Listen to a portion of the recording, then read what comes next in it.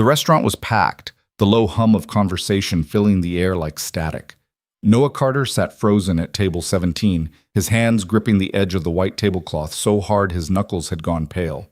Across from him, Elena Vale, billionaire, his boss, the woman who could end his career with a single word, stared back with the same mix of horror and disbelief etched across her face.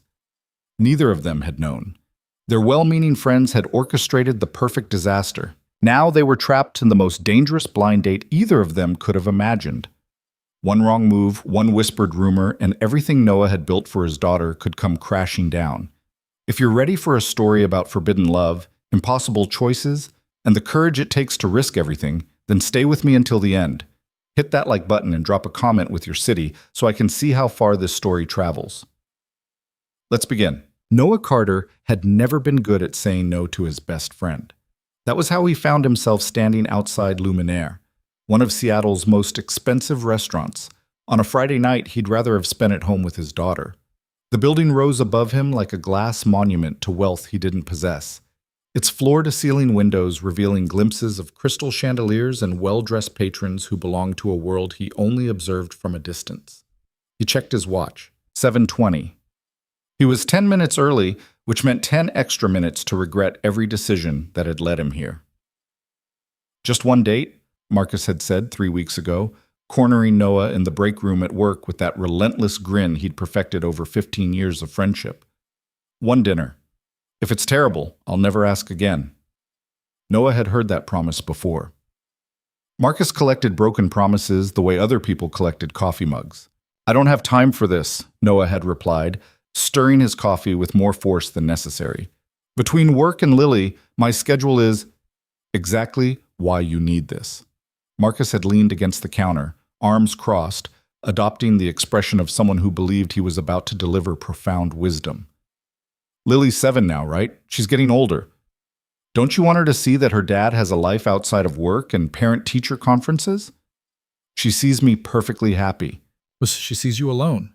Marcus had softened his voice then, which was somehow worse than his usual pushiness. I know what happened with Rachel was bad. I know you're still carrying that, but it's been 4 years, Noah.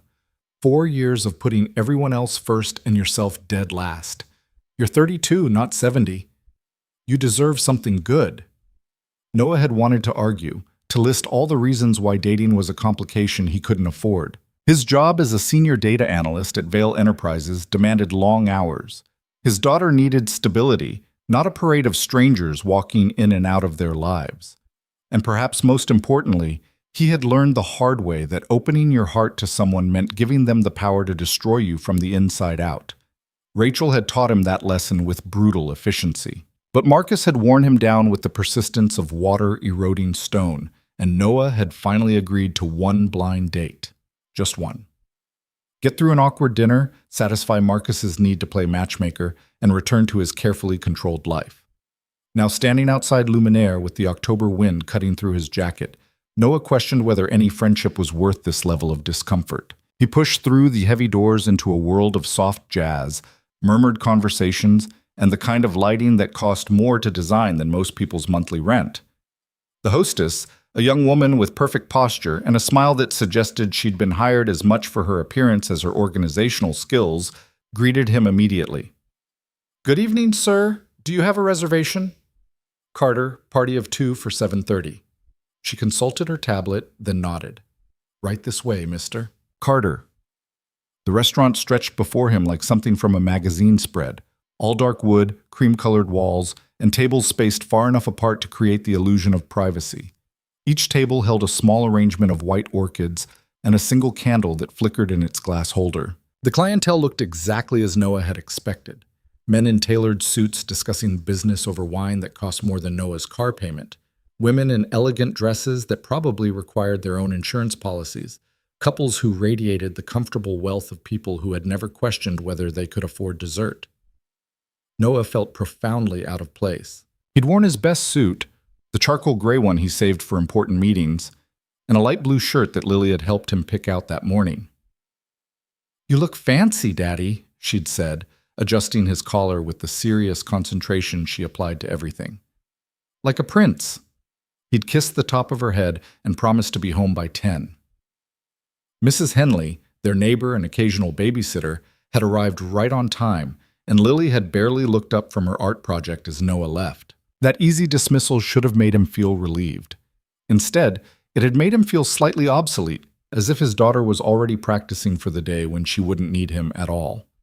The hostess led him to a corner table near the windows, where the city lights spread out like a galaxy of ambition and possibility. "Your server will be with you shortly. May I get you started with something to drink?" "Just water for now, thanks." She left him with 2 leather-bound menus and a smile that probably earned her better tips than he made in a day. Noah sat down, feeling the chair's expensive upholstery mold to his back, and tried to remember the last time he'd been on a date. Actual calculation proved depressing. 4 years and 3 months. That last disaster with Rachel's friend who'd spent the entire evening comparing him unfavorably to her ex-boyfriend. He checked his phone. 7:28. 2 minutes until the scheduled awkwardness began. Marcus had been frustratingly vague about tonight's mystery woman. "She's great," he'd said, which meant nothing. "Successful, smart, really easy to talk to." Those descriptors could apply to half the women in Seattle. "I think you'll really connect." Noah had learned to translate Marcus's endorsements. Great usually meant has a pulse.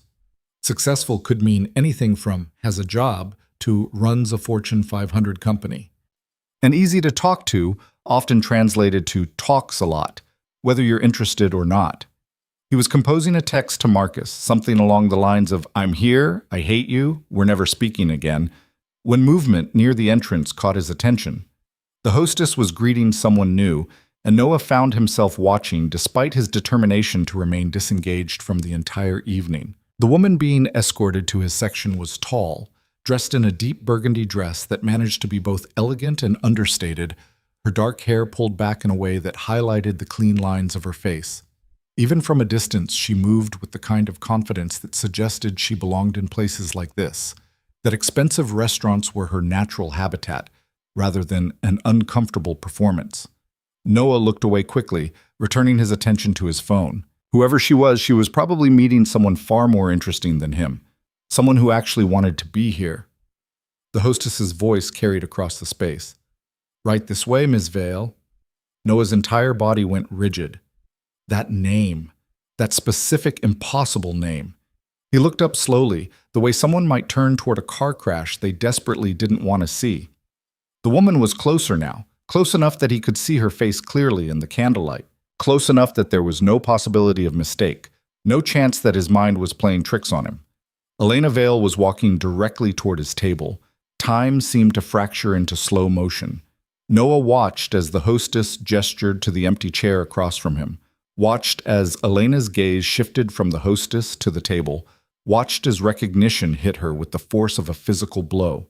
Her steps faltered. Her expression, normally composed, controlled, the face she wore in every company meeting and shareholder presentation cracked open to reveal pure, undiluted shock. Their eyes met. Noah had seen Elena Vale before, of course. Everyone who worked at Vale Enterprises had seen her. She appeared at quarterly meetings, her presence commanding the kind of attention that couldn't be faked or manufactured. She sent company-wide emails about quarterly performance. Her signature appeared on documents that shaped the future of thousands of employees. But he'd never been closer to her than the back of a crowded conference room. Never had reason to do more than nod respectfully in the rare moments when their paths crossed in the building's lobby. Now she was standing 3 feet away, and the horror in her eyes probably matched the expression on his own face. "Mr. Carter."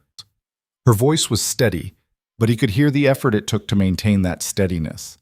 Professional, distant, the voice she used when delivering bad news to the board of directors.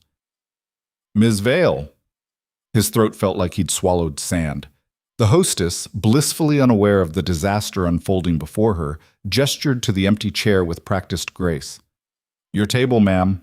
Your server will be right with you." Elena didn't move. Neither did Noah. They stood frozen in a moment that seemed to stretch toward infinity, both of them calculating the same impossible equation. This was Elena Vale, billionaire investor, owner of the company that employed him. The woman whose decisions determined budget allocations, departmental restructures, and the fate of everyone who depended on Vale Enterprises for their livelihood. She was his boss's boss's boss, so far up the corporate hierarchy that they operated in completely different stratospheres. And somehow, impossibly, their friends had set them up on a blind date. Elena started, then stopped. She glanced at the hostess, who was still waiting with professional patience. I think there's been a mistake. No mistake, ma'am. Reservation for Vale, 7:30. Yes, but Elena's composure was cracking further, and Noah felt a strange surge of something almost like solidarity. At least she looked as horrified as he felt. I believe I'm at the wrong table. This is the only reservation under your name, ma'am. Noah found his voice, though it emerged rougher than he'd intended. It's fine. He looked at Elena, trying to convey an entire conversation in a single glance. We can figure this out. Elena's jaw tightened. For a moment he thought she might simply turn and walk out, leaving him sitting alone with two menus and the wreckage of whatever plan Marcus and her friend had concocted. But then something shifted in her expression, calculation replacing panic. She was running the same scenarios he was. Walking out would create questions, raise suspicions, make this awkward situation infinitely worse. Of course. She moved toward the chair with the kind of grace that suggested she'd spent her entire life navigating impossible situations. Thank you. The hostess departed, leaving them alone in their disaster. Elena sat down slowly, placing her small clutch on the table with the deliberate care of someone defusing a bomb. Noah remained standing for a moment longer, his mind racing through options that all led to the same conclusion. They were trapped. He sat. The silence between them felt dense enough to have physical weight. Around them, the restaurant continued its normal rhythm, servers gliding between tables, glasses clinking, conversations flowing like water. Their table might as well have been encased in ice. Elena spoke first, her voice low enough that nearby diners wouldn't overhear. Did you know? No. Noah's answer came quickly, emphatically. I swear to God I had no idea. My friend Marcus set this up. He told me practically nothing about... He stopped, realizing how that sounded. Not that there's anything wrong with... under different circumstances. I understand. Elena's fingers drummed once against the tablecloth, then stilled.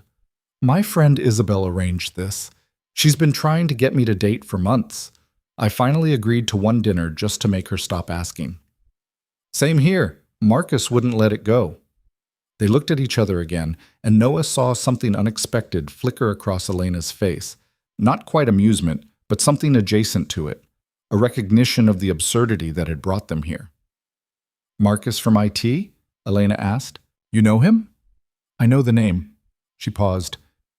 He's friends with Isabel's husband. The pieces clicked into place, forming a picture of well-meaning conspiracy. Their friends had planned this, thinking they were being clever, matchmaking across class boundaries without considering the professional implications.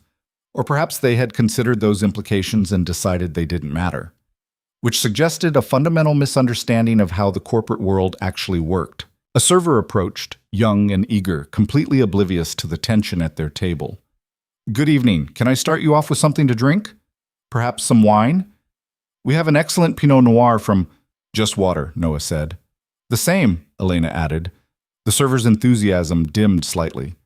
Of course, still or sparkling? Still, they said in unison, then glanced at each other again. When the server left, Elena leaned forward slightly, lowering her voice even further. We should leave. This is inappropriate on multiple levels. Agreed. Noah started to stand, but Elena held up a hand. Wait. She glanced around the restaurant, and Noah followed her gaze, seeing what she saw. Other diners, some of whom might recognize her, all of whom would certainly notice if she walked out moments after arriving. If we both leave immediately, separately, it might look worse than if we... Stay for one drink, Noah finished. Make it look like a normal dinner that just didn't work out. Exactly. Elena's shoulders relaxed fractionally. We have one drink, make small talk for exactly 30 minutes, then leave separately. No one thinks anything unusual happened. It was a good plan. A professional plan. The kind of strategic thinking that probably made Elena Vale a successful billionaire while Noah struggled to afford a 2-bedroom apartment in a decent school district. 30 minutes, Noah agreed. We can survive 30 minutes. The server returned with their water, and Elena ordered a glass of white wine after all. Noah followed her lead with a beer, figuring it might help ease the knot of tension in his chest. When they were alone again, the silence returned, heavier than before. Elena took a small sip of her water, then set the glass down with precise care. For what it's worth, I'm sorry about this. It's an impossible situation, and I never intended. You don't need to apologize. Noah meant it. Neither of us wanted this. No. She almost smiled, almost, though I suspect our friends had good intentions. The road to hell and all that. This time she did smile, just barely, and Noah felt something shift. She looked different when she wasn't wearing her corporate armor, younger, more approachable, almost human. It was a dangerous observation, one he needed to shut down immediately. Their drinks arrived. Noah took a long sip of his beer, grateful for something to do with his hands. Elena did the same with her wine, and for a moment they sat in companionable silence, both of them probably wishing they were anywhere else. So, Elena said finally, clearly deciding they needed to fill the 30 minutes with something resembling conversation. How long have you worked at Vale Enterprises? 3 years, data analytics department. You like the work? It was the kind of question a boss asked an employee, and Noah felt the wrongness of it settle over the table like fog. It's good work, stable. The benefits are excellent. That's a very diplomatic answer. I'm sitting across from the woman who signs off on those benefits. Diplomatic feels appropriate. Elena's lips quirked. Fair point. Off the record, then. Do you actually enjoy it? Noah considered lying, offering the corporate-approved response about finding fulfillment in data-driven solutions and collaborative team environments. But something about the surreal nature of their situation made him reckless. Honestly, it's fine. The work itself is interesting sometimes, tedious other times, but it pays well, and I have a daughter to support, so fine is good enough. He hadn't meant to mention Lily. That felt too personal, too real for whatever performance they were staging. But Elena's expression shifted, something warming in her eyes. How old? 7. Her name's Lily. Noah pulled out his phone before he could stop himself, showing Elena his lock screen. Lily grinning at the camera, missing her 2 front teeth, her hair wild from playing at the park. She's the reason I agreed to this disaster, actually. Marcus convinced me she needed to see me trying to have a life. Elena studied the photo with genuine interest. She's beautiful. You're raising her alone? Her mother and I split when she was 3. Rachel moved to Portland for work, sees Lily every other weekend and some holidays. Noah tucked his phone away, surprised by how easy it was to talk about this.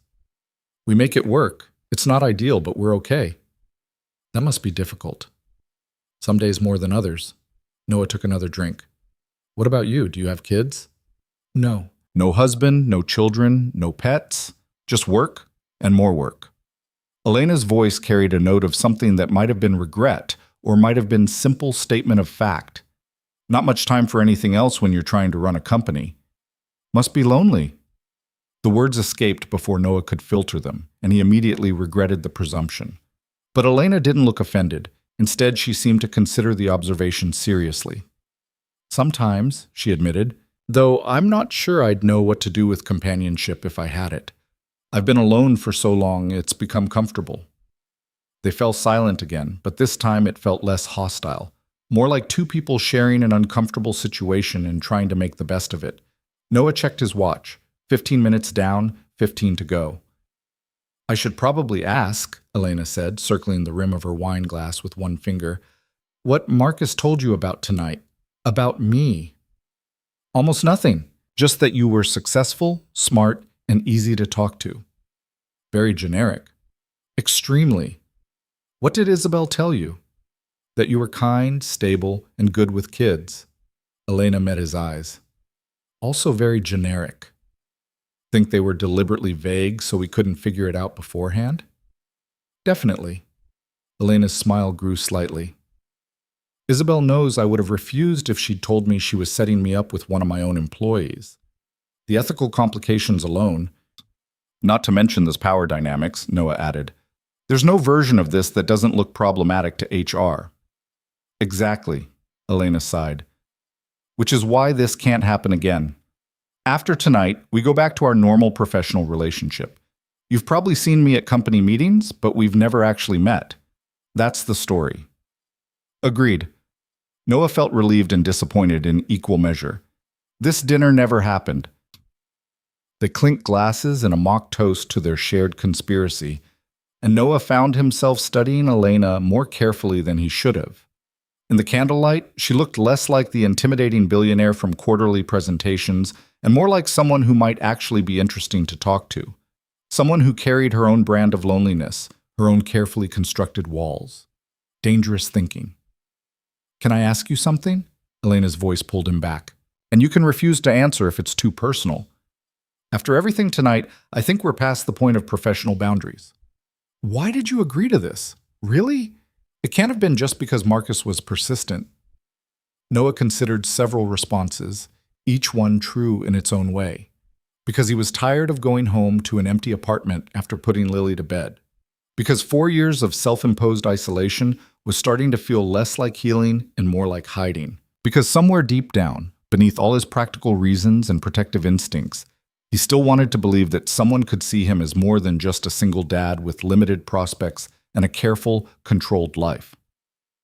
I don't know, he said finally. Maybe I wanted to prove to myself that I could still do this, sit across from someone new and not completely panic. Are you panicking now? Moderately.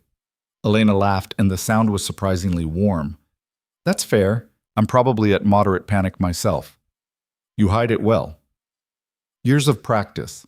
When you sit in boardrooms full of men waiting for you to fail, you learn to hide everything. She paused. Can I ask you something else? Seems only fair. Do you like working at Vale Enterprises? Honestly, without the diplomatic filter this time. Noah took a moment to formulate his answer. The work itself is good. My team is solid. The pay and benefits are better than anywhere else I'd find with my qualifications. But if I'm being completely honest, it's a big company. Sometimes I feel like a very small part of a very large machine. I do my job well, but I'm not sure anyone would notice if I disappeared tomorrow. I'd notice. The words came out quickly, almost reflexively, and Elena looked as surprised as Noah felt. She recovered quickly, adding, the data analytics team produces important work. Your department's reports inform a lot of our major decisions. Right, of course. Noah felt heat creeping up his neck. I didn't mean to sound like I was fishing for validation. You weren't, and for what it's worth, that feeling of being a small part of a large machine, it doesn't go away even at the top. I make the decisions that affect thousands of people, but most days I still feel like I'm just trying to keep everything from falling apart. There was something raw in her voice, a vulnerability that Noah suspected few people ever saw. It made him want to know more, to ask questions that would take them far beyond the 30-minute limit they'd imposed. Instead, he checked his watch again. 25 minutes. We should probably think about wrapping this up, he said, even though something in him didn't want to. Elena nodded, though she looked almost regretful. Yes, we should. Noah signaled for the check, but Elena shook her head. I'll take care of it. You don't have to. I insist. Consider it compensation for an evening neither of us wanted. The server brought the check, and Elena handed over a credit card without even glancing at the total. Noah felt that familiar discomfort, the reminder of exactly how different their worlds were. She probably spent more on a single dinner than he spent on groceries in a month. While they waited for the card to be processed, Elena pulled out her phone and typed something quickly. I'm texting Isabel right now, telling her very firmly that her matchmaking days are over. I'll do the same with Marcus. Noah composed a message. Drinks tomorrow. You owe me. We need to talk about boundaries. The server returned with Elena's card and a warm smile. Thank you so much. Have a wonderful evening. If only she knew. They stood simultaneously, and Noah felt the awkwardness return in full force. How did you say goodbye to your boss after a blind date that should never have happened? A handshake felt too formal, but anything else felt too familiar. Elena solved the problem by extending her hand. Thank you for being professional about this, Mr. Carter. I appreciate your discretion. Of course, Miss Vale. He shook her hand, her grip firm and brief. I hope you have a good evening. They released hands, and for a moment neither of them moved. Noah wanted to say something else, something that acknowledged the strange connection they'd found in their shared disaster. But Elena's expression had already shifted back to professional distance, the brief glimpses of vulnerability locked away behind corporate armor. "Good night," she said simply. "Good night." Elena turned and walked toward the exit, her posture perfect, her stride confident. Noah watched her go, then forced himself to turn in the opposite direction, toward the restrooms, buying time so they wouldn't leave together.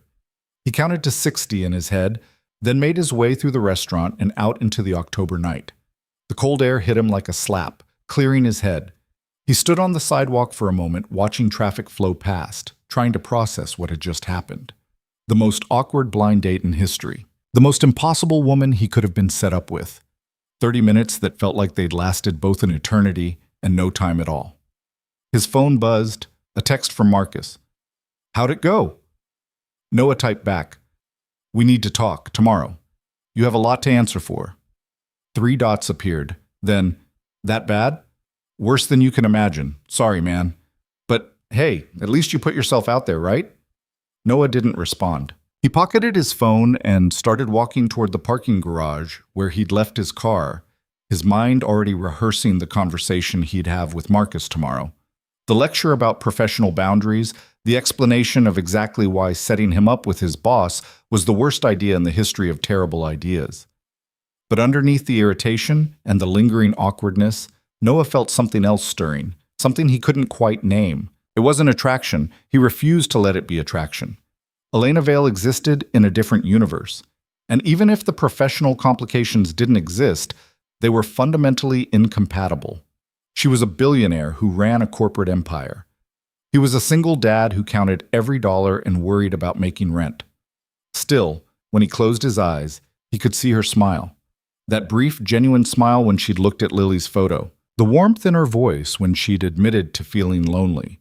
The vulnerability she'd shown before locking it away again. He reached his car and sat in the driver's seat without starting the engine, staring at the Seattle skyline through his windshield. Somewhere in one of those tall buildings, Elena Vale was probably already back to her regular life. This disastrous evening filed away and forgotten. She'd go on making billion-dollar decisions while he went home to help Lily with her homework and worry about the small, manageable problems of his small, manageable life. That was how it should be, how it had to be. Noah started the car and pulled out of the garage, pointing toward home and the safe, predictable world he'd built so carefully. The blind date was over. The disaster was contained. He'd survived with his job intact and his dignity mostly preserved. So why did he feel like he'd just walked away from something important? He pushed the thought aside, turning up the radio to drown out the questions he didn't want to answer. Mrs. Henley would be waiting, and Lily would want to hear about his fancy dinner, even if she was already half asleep. Normal life was calling him back, and he was grateful for it. But as he drove through the familiar streets toward home, Noah couldn't quite shake the memory of Elena's eyes across the candlelight, or the way 30 minutes had somehow felt both endless and far too short. 3 days later, Noah was still trying to forget that Friday night had ever happened. Work had provided a welcome distraction. Monday morning brought a new project, analyzing customer retention patterns across the Western regional offices, that required enough focus to keep his mind occupied. His team had fallen into their usual rhythm, morning stand-up meetings, collaborative problem-solving sessions, the comfortable routine of people who'd worked together long enough to anticipate each other's thought processes. By Wednesday afternoon, Noah had almost convinced himself that the dinner with Elena Vale had been some kind of stress-induced hallucination. A fever dream brought on by too much coffee and too little sleep. He'd maintained his strict policy of not discussing his personal life at work, so no one knew about the blind date disaster. Marcus had accepted Noah's angry phone call with appropriate guilt, promised to never meddle again, and bought Noah lunch as penance. The incident was filed away, locked down, safely in the past. Then his phone rang. Noah glanced at the caller ID. Unknown number. He almost let it go to voicemail. Spam calls were an occupational hazard of modern life. But something made him answer. "Hello? Mr. Carter, this is Rebecca Chen from the Harmony Youth Center." Noah sat up straighter in his desk chair, his attention sharpening immediately. He'd been volunteering at Harmony every Saturday for the past 2 years, teaching basic digital literacy and coding to kids from underserved neighborhoods. It was the part of his week he looked forward to most. Watching teenagers who'd never touched a computer before learn to build their own websites. seeing their faces light up when code they'd written actually worked. "Hi, Rebecca. Is everything okay?" "Everything's fine. Actually, better than fine." Rebecca's voice carried barely contained excitement. "I'm calling because we've had some incredible news. We just received a major donation, enough to expand our computer lab, hire 2 additional instructors, and fund our programs for the next 3 years." "That's amazing!" Noah felt genuine joy at the news. Harmony operated on a shoestring budget, always one funding crisis away from having to cut programs. "What changed?" "We're not entirely sure. The donation came through a private foundation, and the donor wants to remain anonymous. But there's more. The foundation specifically requested that we continue and expand our digital literacy program. Apparently, someone's been watching our work and believes in what we're doing." Noah felt warmth spread through his chest. "That's incredible, Rebecca. The kids are going to be so excited. There's actually a small catch. The foundation wants to send a representative to observe our programs this Saturday, just to see how things run, make sure their investment is being used well." "I know that adds some pressure, but it's no problem at all," Noah interrupted. "We'll give them a good show." "Thank you. I knew I could count on you. The representative will be there around 10. After they hung up, Noah allowed himself a moment of pure satisfaction. Harmony Youth Center deserved this kind of support. The kids who came through those doors were hungry for opportunities, eager to learn, determined to build better futures for themselves. If some anonymous donor had recognized that potential and decided to invest in it, then the world was a little less broken than Noah sometimes feared. Saturday morning arrived with unseasonable sunshine, the kind of October day that felt like summer's last gift before winter settled in for real. Noah dropped Lily off at Rachel's apartment. It was his ex's weekend, then drove across town to Harmony's neighborhood. The center occupied an old community building that had seen better decades, its brick facade weathered but sturdy, its interior filled with the determined optimism of people who believed in second chances. Noah arrived early, as always, using the extra time to set up the computer lab and review his lesson plan. Today's class would focus on basic HTML and CSS, teaching 12 kids how to build simple web pages from scratch. He'd prepared a project they could complete in 2 hours, creating a personal homepage with their names, interests, and favorite photos. At 9:45, the first students started arriving. Noah greeted each one by name, asked about their weeks, listened to stories about school drama and family complications and small victories. These kids came from neighborhoods where opportunities were scarce and obstacles were plentiful. Many of them were being raised by single parents or grandparents, living in overcrowded apartments, attending underfunded schools. But when they sat down at these computers, all that fell away. They became creators, builders, people with agency over at least one small corner of their digital world. At exactly 10 o'clock, Rebecca appeared in the doorway with a visitor. Noah looked up from helping a student troubleshoot a CSS problem, and his entire world tilted sideways. Elena Vale stood in the computer lab, wearing jeans and a simple sweater instead of her usual business attire, her hair down instead of pulled back, her expression carefully neutral as her eyes met his. Time fractured again, the same way it had at the restaurant. Noah felt his mouth go dry, his carefully constructed normalcy crumbling like a sandcastle at high tide. This couldn't be happening. The universe couldn't be this cruel or this absurd. But Rebecca was smiling, completely oblivious to the silent catastrophe unfolding in her computer lab. "Noah, this is Ms. Vale from the Foundation. She's here to observe today's class. Ms. Vale, this is Noah Carter, one of our most dedicated volunteers. He's been teaching digital literacy here for 2 years. Elena extended her hand, her expression betraying nothing. "It's nice to meet you, Mr. Carter." Her hand was warm, her grip brief and professional. Noah managed to find his voice, though it emerged rougher than he'd intended. "Miss Vale, welcome to Harmony." "Thank you." Elena's gaze swept across the room, taking in the students who were now watching with open curiosity, the aging computers that had been donated from various corporate offices, the posters on the walls proclaiming the power of education and perseverance. "Rebecca's told me wonderful things about your program. We do our best with what we have." Noah released her hand, his mind racing. The foundation, the anonymous donation. Rebecca had said someone had been watching their work, and now Elena Vale was standing in front of him, and the pieces were clicking into place with devastating clarity. She was the donor. Elena Vale, billionaire, his boss, the woman from the disastrous blind date, had been funding Harmony Youth Center, possibly for years, and neither of them had known until this moment. Rebecca, still smiling, gestured to an empty chair near the back of the room. Feel free to observe as long as you'd like. Noah's classes are always engaging. The kids love him. I'm sure they do. Elena moved to the designated seat, and Noah forced himself to turn back to his students, to pretend that everything was normal, that his world wasn't spinning out of control for the second time in less than a week. Okay, everyone, he said, his voice somehow steady despite the chaos in his chest. Let's get started. Today we're building web pages.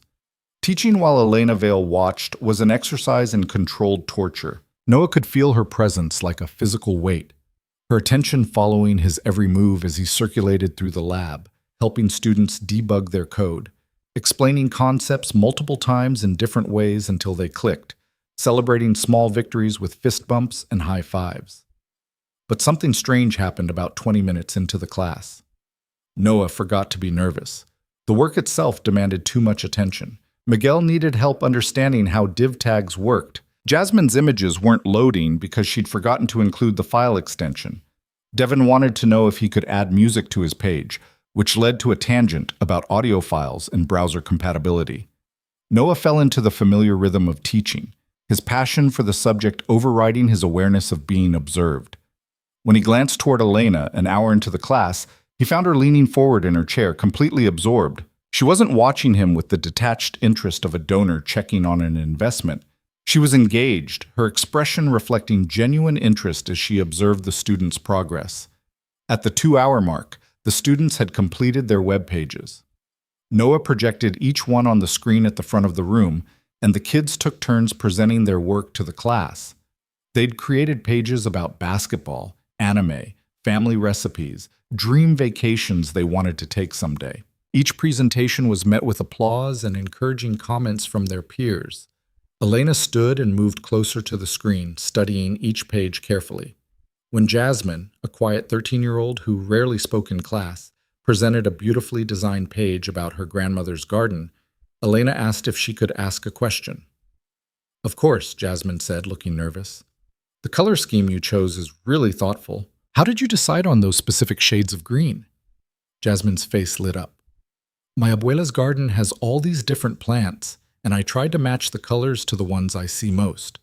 This one, she pointed to a deep forest green, is like the big tree in the corner, and this lighter one is the mint she grows for tea. It's beautiful, Elena said simply. You have a real eye for design.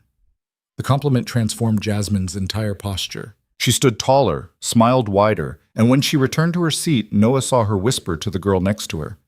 She said, I have an eye for design. The class ended at noon. Students filed out with promises to return next week, already asking what they'd be learning. Noah began shutting down the computers, trying to figure out what to say to Elena, how to acknowledge the elephant that had been sitting in the room for the past 2 hours. Rebecca returned, still beaming. So? What did you think? Elena turned to her, and Noah saw genuine warmth in her expression. It's remarkable. The students are engaged, the teaching is excellent, and the impact is obvious. This is exactly the kind of program we want to support. I'm so glad you think so. Noah, do you have a few minutes? Ms. Vale had some questions about the curriculum. Noah met Elena's eyes, saw the same question reflected there. How do we do this? How do we have a professional conversation when we're both still processing the impossibility of running into each other again? Of course, he said. I have time. Rebecca excused herself to handle something in the main office, leaving them alone in the computer lab. The silence stretched between them, heavy with everything they couldn't say. Elena spoke first. I didn't know. Neither did I. I've been funding Harmony for 3 years. I started after reading an article about their work with at-risk youth, but I handle it through a foundation anonymously. I never visit the programs I fund, but this one, she paused. Rebecca's reports were so compelling, I wanted to see it for myself. And I've been volunteering here for 2 years. Noah leaned against one of the computer desks. Every Saturday. It's the best part of my week. You're good with them, the students, I mean. They respect you. I just show them possibilities. They do the hard work. Elena moved closer, her voice dropping lower. This is insane. 3 million people in Seattle, and we keep running into each other in the most unlikely places. Maybe the universe is trying to tell us something. Yes, that we should move to different cities. Noah laughed despite himself and saw Elena's lips quirk in response. The tension between them eased fractionally. For what it's worth, Noah said, thank you for funding this place. You're changing lives here. Those kids, they don't have many opportunities. This program gives them skills they can actually use. You're the one doing the teaching. I just write checks. Checks that keep the lights on and the computers running. Don't minimize that. They fell silent again, but this time it felt less awkward, more like two people trying to find their footing in impossible circumstances. We should probably talk about Friday, Elena said finally. The dinner. What about it? I've been thinking, maybe we were too quick to dismiss it. Not the dating part, she added quickly, seeing Noah's expression. Obviously that can't happen. But the conversation we had, it was good, real. I don't have many people I can talk to honestly. Most people either want something from me or they're intimidated by me. You weren't either of those things. Noah considered her words carefully. You're right, it was a good conversation. But Elena, Ms. Vale, he corrected himself quickly. The professional complications haven't changed. You're still my boss. I'm still your employee. Even a friendship would look questionable. I know. She sounded disappointed. You're absolutely right. She trailed off, then shook her head. Never mind. It's inappropriate. Forget I said anything. But Noah couldn't forget, because he'd been thinking the same thing over the past few days, even though he'd tried not to. That half-hour conversation had revealed someone interesting, someone he wanted to know better, someone who challenged the careful assumptions he'd made about billionaires and bosses and the fundamental incompatibility of their worlds. What if... He stopped himself, knowing he shouldn't finish the sentence. What if what? Nothing. It's a terrible idea. Tell me anyway. Noah took a breath, knowing he was about to step off a cliff. What if we were careful? We're both adults. We both understand the boundaries. What if we, I don't know, got coffee sometimes?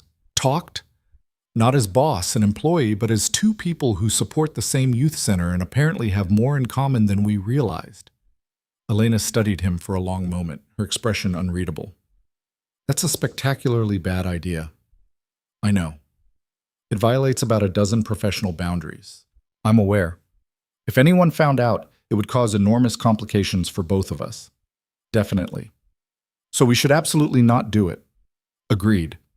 They looked at each other, and Noah saw his own reckless impulse reflected in Elena's eyes. The same desire to ignore wisdom and logic, and all the very good reasons why this was impossible. There's a coffee shop 2 blocks from here, Elena said quietly. It's not fancy, but it's quiet on Saturday afternoons. I know the place. I could be there in 20 minutes, purely by coincidence. What a strange coincidence that would be. Completely random. A total accident.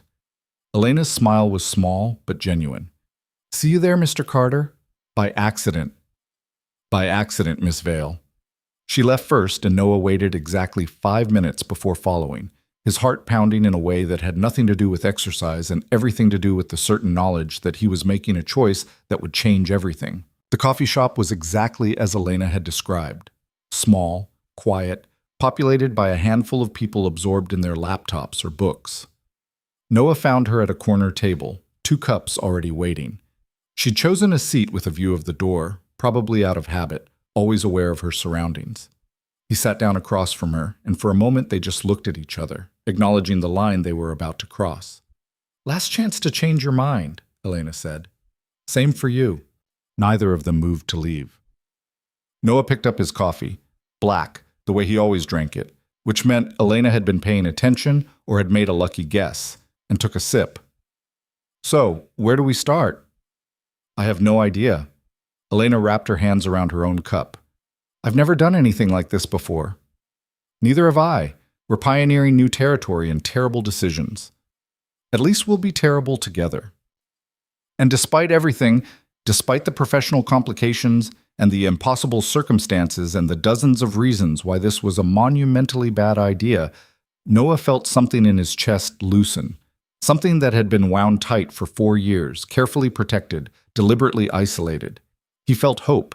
It was dangerous and foolish and probably doomed to end badly, But as he sat across from Elena Vale in a quiet coffee shop on a Saturday afternoon, watching her smile over the rim of her cup, Noah decided that maybe, just maybe, some risks were worth taking, even the spectacularly bad ones. The coffee that Saturday afternoon turned into 2 hours of conversation that felt like 20 minutes.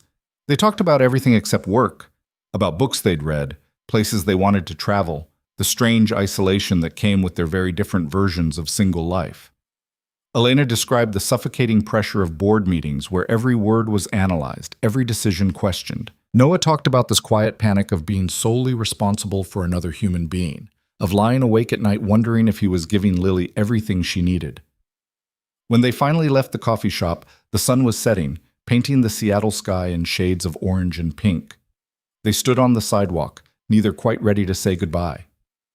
"Same time next week?" Elena asked, her voice carrying a note of hesitation that suggested she expected him to come to his senses and refuse. "Same time," Noah agreed and watched something like relief wash over her face. That became their routine. Every Saturday, Noah would teach his class at Harmony, and afterward they'd meet at the coffee shop. Elena never came to observe the program again. Too risky, she said, too likely to raise questions. But she always asked how the students were doing, remembered their names, wanted to know about their progress. The conversations deepened with each week. Elena told him about growing up as the only child of parents who'd built their wealth from nothing and expected her to protect it at all costs.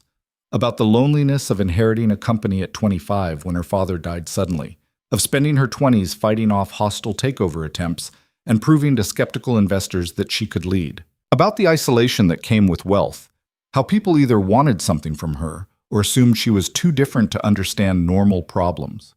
Noah shared his own story in pieces. The whirlwind romance with Rachel that had seemed like fate until it soured into resentment and blame.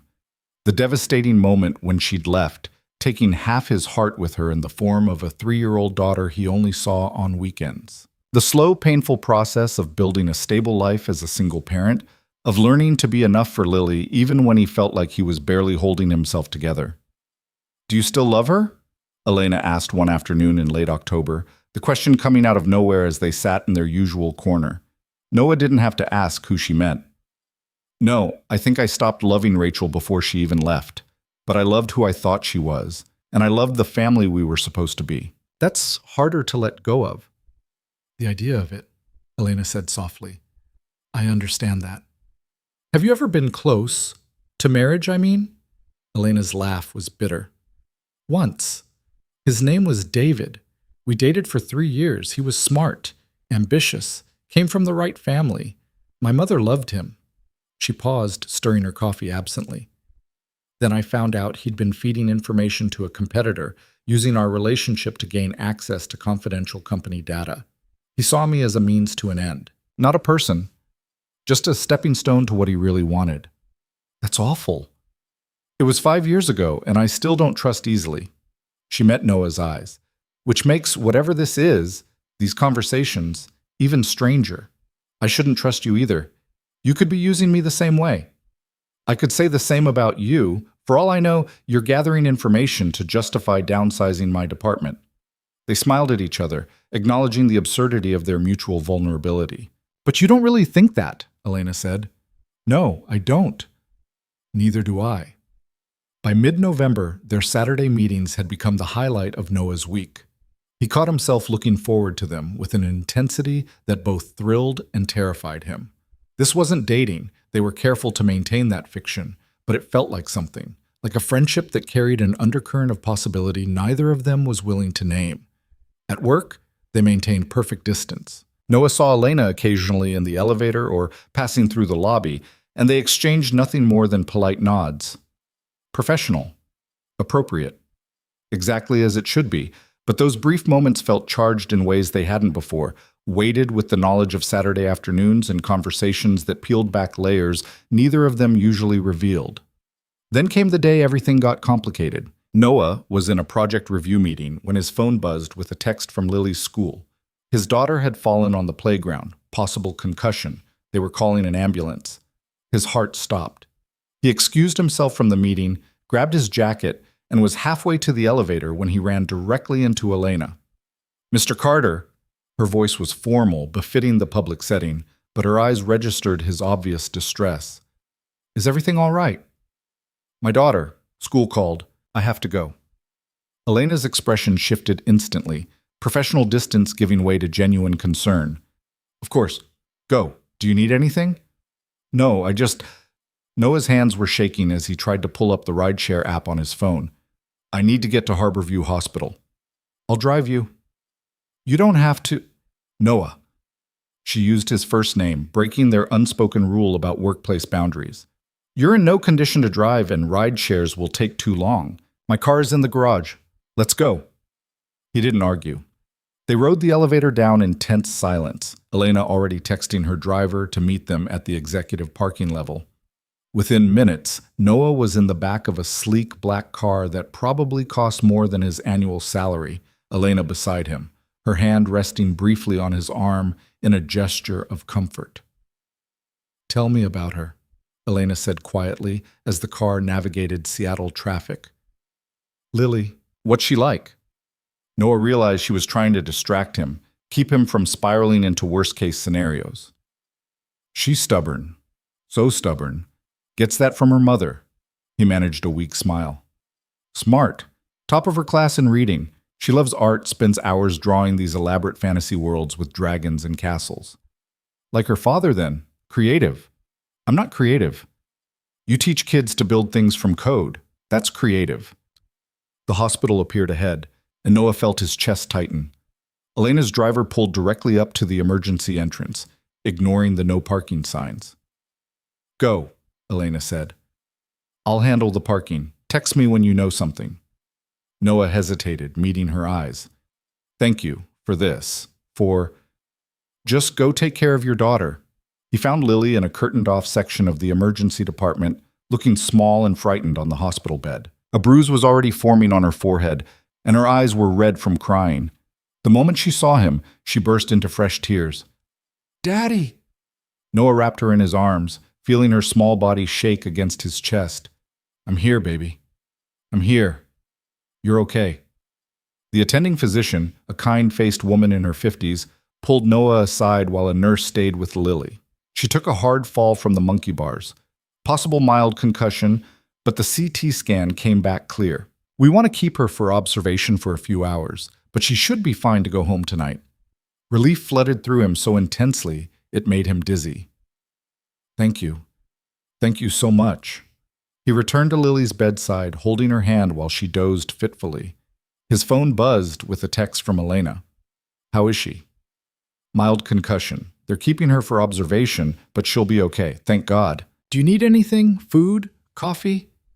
Noah looked at his daughter's sleeping face, then back at his phone. The offer was kind, but he couldn't accept. Not here, where hospital staff might see, where questions might be raised about why his boss was bringing him coffee in the emergency room. I'm okay. Thank you for the ride. I'll get a cab home later. 3 dots appeared, then disappeared. Then, I'm glad she's all right. Take all the time you need. Work will be fine. 2 hours later, Lily was discharged with instructions to rest and avoid screens for 24 hours. Noah called Rachel, who promised to adjust her schedule to take Lily for the next few days while she recovered. Then he called a cab and took his daughter home, grateful beyond words that the crisis had been minor, that she was safe.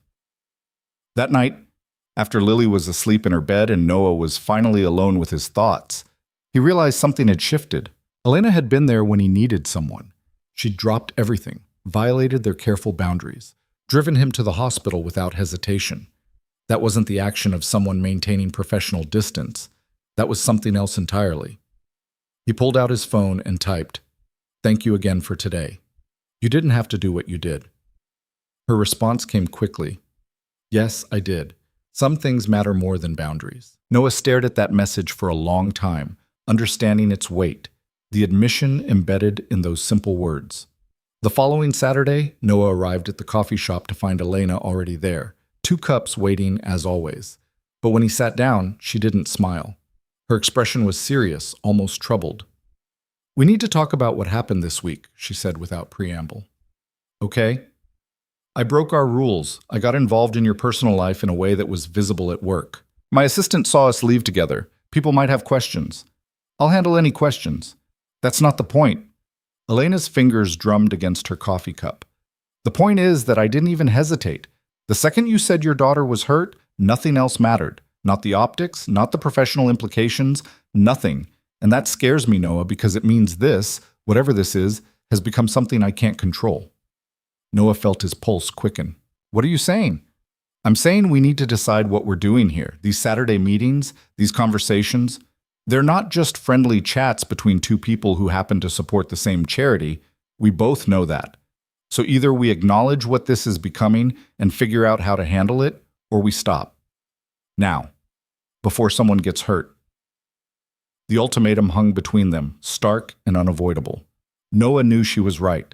They'd been pretending for weeks, maintaining the fiction that this was innocent, that feelings weren't developing beneath the surface of their careful friendship. But the truth was that he thought about Elena constantly, that he found himself comparing every interaction with other people to their conversations, finding them all lacking.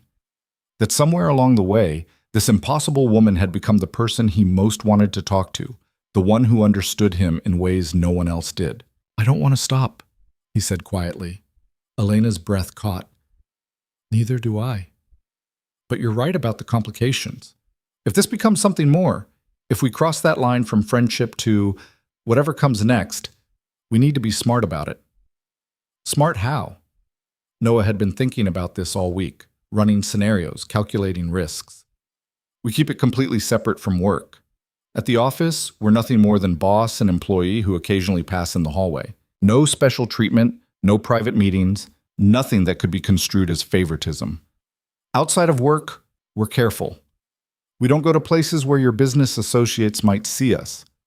We take things slow. Very slow, Elena added.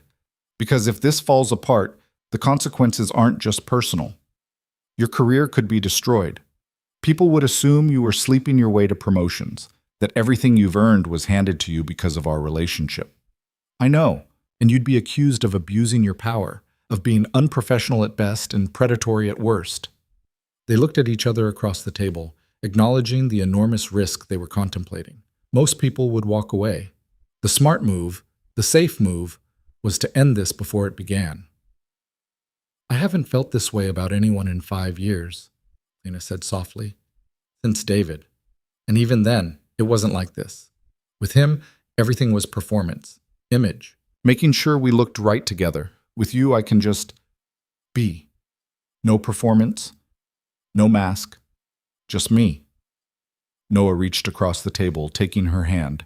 Her fingers were cold, trembling slightly. I spent 4 years building walls, convincing myself I was fine alone, that I didn't need anyone except Lily. Then you walked into that restaurant looking as horrified as I felt, and somehow that disaster became the best thing that's happened to me in a long time. Elena's laugh was shaky. We're really doing this, aren't we? The most ill-advised relationship in Seattle history. Looks like it. We're going to have to establish rules. Real ones, not the casual boundaries we've been pretending to maintain. Noah nodded. Rule 1. Work stays professional. Always. No matter what's happening between us personally. Rule 2. We're honest with each other. Complete honesty, even when it's uncomfortable. Rule 3. We protect Lily. She doesn't meet you until we're absolutely sure this is serious and stable. I won't introduce someone into her life who might disappear. Elena squeezed his hand. Agreed. And Rule 4. If this becomes public, we handle it together. No one faces the fallout alone. They sealed their agreement with a long look that felt more binding than any contract. Then Elena glanced around the coffee shop, suddenly aware of their joined hands across the table. We should probably be more careful, even here, she said, though she didn't pull away. Probably. Noah smiled. But right now, I don't care. They left the coffee shop together, and for the first time, Elena didn't head immediately to her car. Instead, they walked through the neighborhood, past small shops and restaurants, moving in the easy silence of people comfortable with each other's presence. November rain threatened overhead, clouds dark and heavy, but it held off just long enough. Can I ask you something? Noah said as they paused at a corner, waiting for the light to change. Always. What made you say yes to that blind date? The real reason, not the one you gave me at the restaurant. Elena considered the question carefully. Isabel had been pushing for months. She kept saying I was turning into a workaholic hermit who'd forgotten how to be human. And maybe she was right. I couldn't remember the last time I'd had a conversation about anything other than quarterly earnings or market projections. So I agreed to one dinner, expecting it to be terrible, expecting to confirm that dating was a waste of time. She paused. And then you were sitting there looking as miserable as I felt, and somehow that made everything less awful. I nearly walked out 3 times before you arrived. I nearly did the same after I saw you, but I'm glad I didn't. She looked at him with an expression that made his chest tight. I'm glad we survived that disaster. They reached a small park, empty except for a few determined joggers. Elena led them to a bench beneath a large oak tree, its branches mostly bare now, leaves scattered across the wet grass. They sat close together, not quite touching, but aware of every inch of space between them. Tell me about your family, Noah said. You mentioned your parents built the company, but you never talk about them much. Elena's expression shifted, something shuddering behind her eyes. My father died 7 years ago. Heart attack. He was in the office, working late, like always. My mother found him slumped over his desk. Her voice was flat, stripped of emotion in a way that suggested the emotion was still too raw to access safely. She never recovered. Not really. She lives in our family home in California now, doesn't come to Seattle anymore, says the city reminds her too much of what she lost. I'm sorry. He was brilliant, ruthless, determined, built Vail Enterprises from nothing into a billion-dollar company. Everyone respected him. Many people feared him, and I spent my entire childhood trying to earn his approval, trying to prove I was worthy of inheriting what he'd built. She looked down at her hands. I'm still trying to prove it, I think. Every decision I make, every risk I take, I'm always wondering if he'd approve, if I'm living up to his legacy. Noah heard the weight in her words, the burden of impossible expectations. Do you ever make decisions just for yourself, without wondering what he'd think? I don't know if I know how to anymore. Elena met his eyes. But maybe I'm learning. He definitely wouldn't approve of this. Of us. He always said personal relationships were liabilities in business, that emotional attachments made you weak. That's a lonely way to live. It was the only way he knew. She leaned back against the bench, tilting her face toward the gray sky. What about your parents? You never mentioned them either. They're in Florida, retired. We talk every few weeks, but we're not particularly close. Noah felt the familiar twinge of guilt that always accompanied thoughts of his parents. They weren't bad people, just distant. My dad worked constantly. My mom was focused on her social clubs and volunteer work. I was raised more by nannies than by them. When I told them I was getting married to Rachel, my mother's main concern was whether the wedding would photograph well. When Rachel left, my father's advice was to move on quickly and avoid messy emotions. So we both grew up lonely in different ways. Looks like it. They sat in silence for a while, watching the clouds gather overhead. Finally, Elena spoke again, her voice softer than before. I meant what I said earlier, about not being able to control this. You scare me, Noah Carter. You make me want things I'd convinced myself I didn't need. Noah turned to face her fully. Like what? Like someone to talk to at the end of a long day. Like waking up next to someone who actually knows me, not just the version I show the world. Like having a life outside of quarterly reports and board meetings. She paused. Like being someone's first choice, not their strategic decision. The vulnerability in her words hit him hard. He reached for her hand again, lacing his fingers through hers. You're already my first choice. You have been since that terrible dinner, even when I was trying to convince myself otherwise. Lena leaned her head against his shoulder, a gesture so simple yet so significant that Noah felt something shift permanently in his chest. They sat that way until the rain finally started, soft drops that quickly became a steady pour. They ran laughing to Elena's car, both of them soaked by the time they tumbled into the back seat. Elena's driver looked at them in the rearview mirror with an expression of professional discretion that suggested he'd seen stranger things. Where to, Ms. Vail? She looked at Noah, a question in her eyes.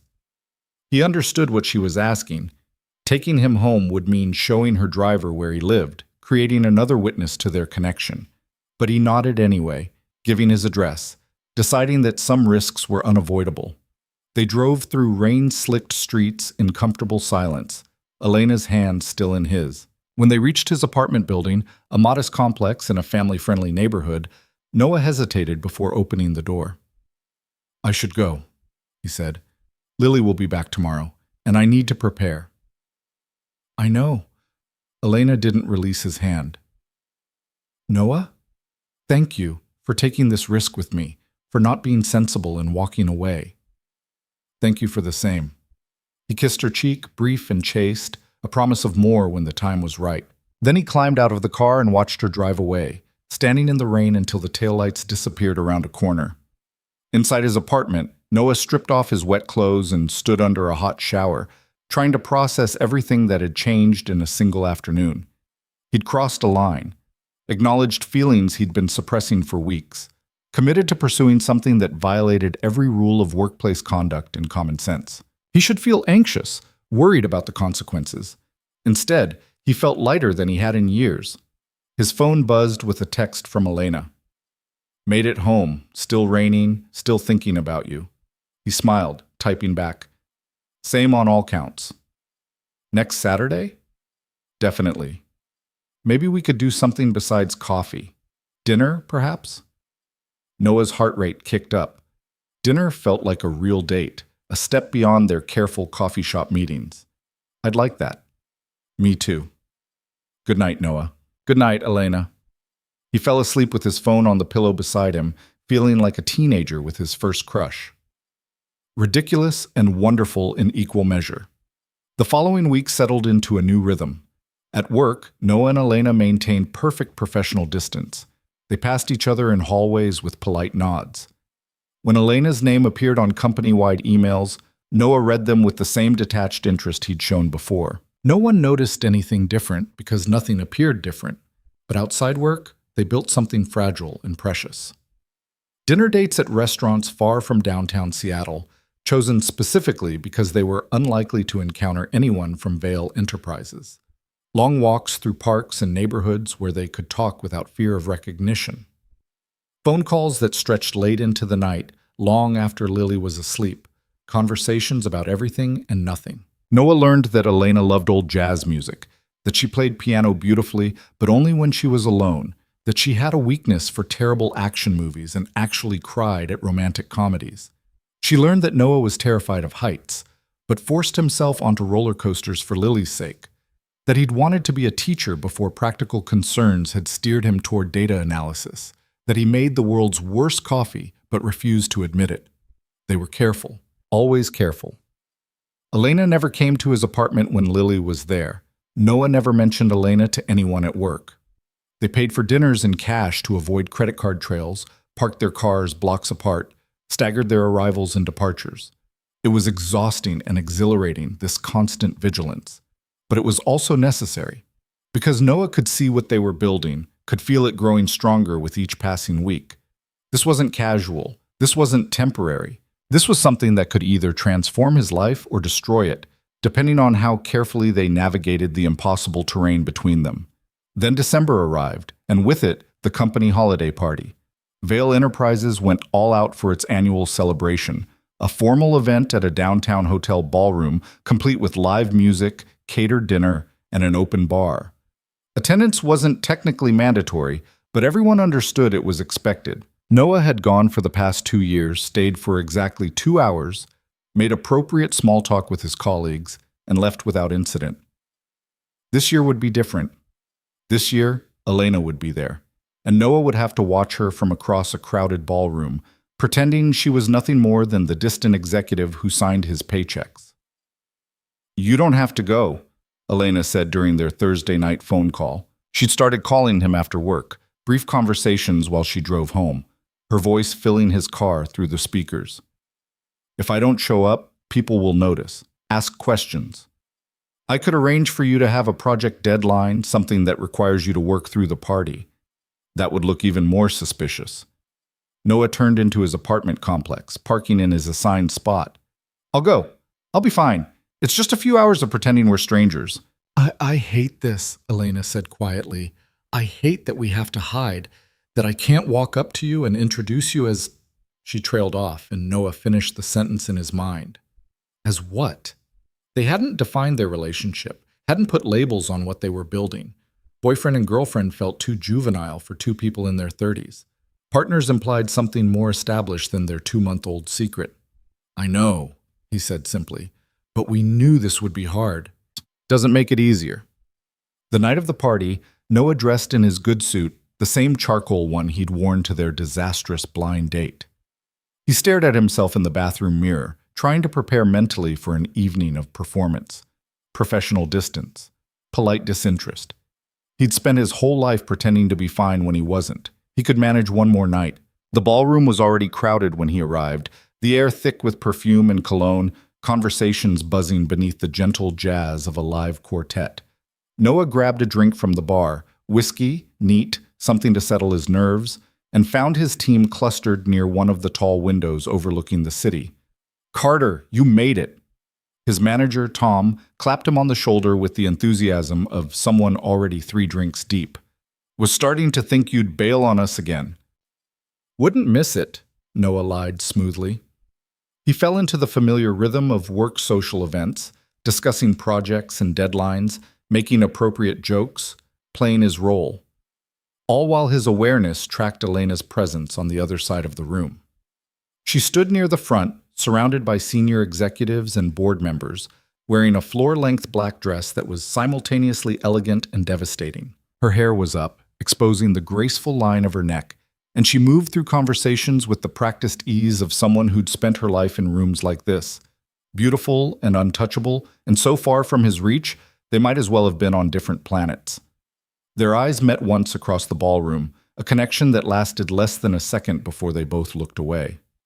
But that brief moment felt electric, charged with everything they couldn't say or show. "Who are you staring at?" Marcus appeared at Noah's elbow, following his gaze with interest. They'd reconciled after the blind date disaster, Marcus's sheepishness eventually giving way to friendship again. "No one. Just spacing out." "Sure you were," Marcus grinned. "How's the dating scene? You try any more of my brilliant suggestions?"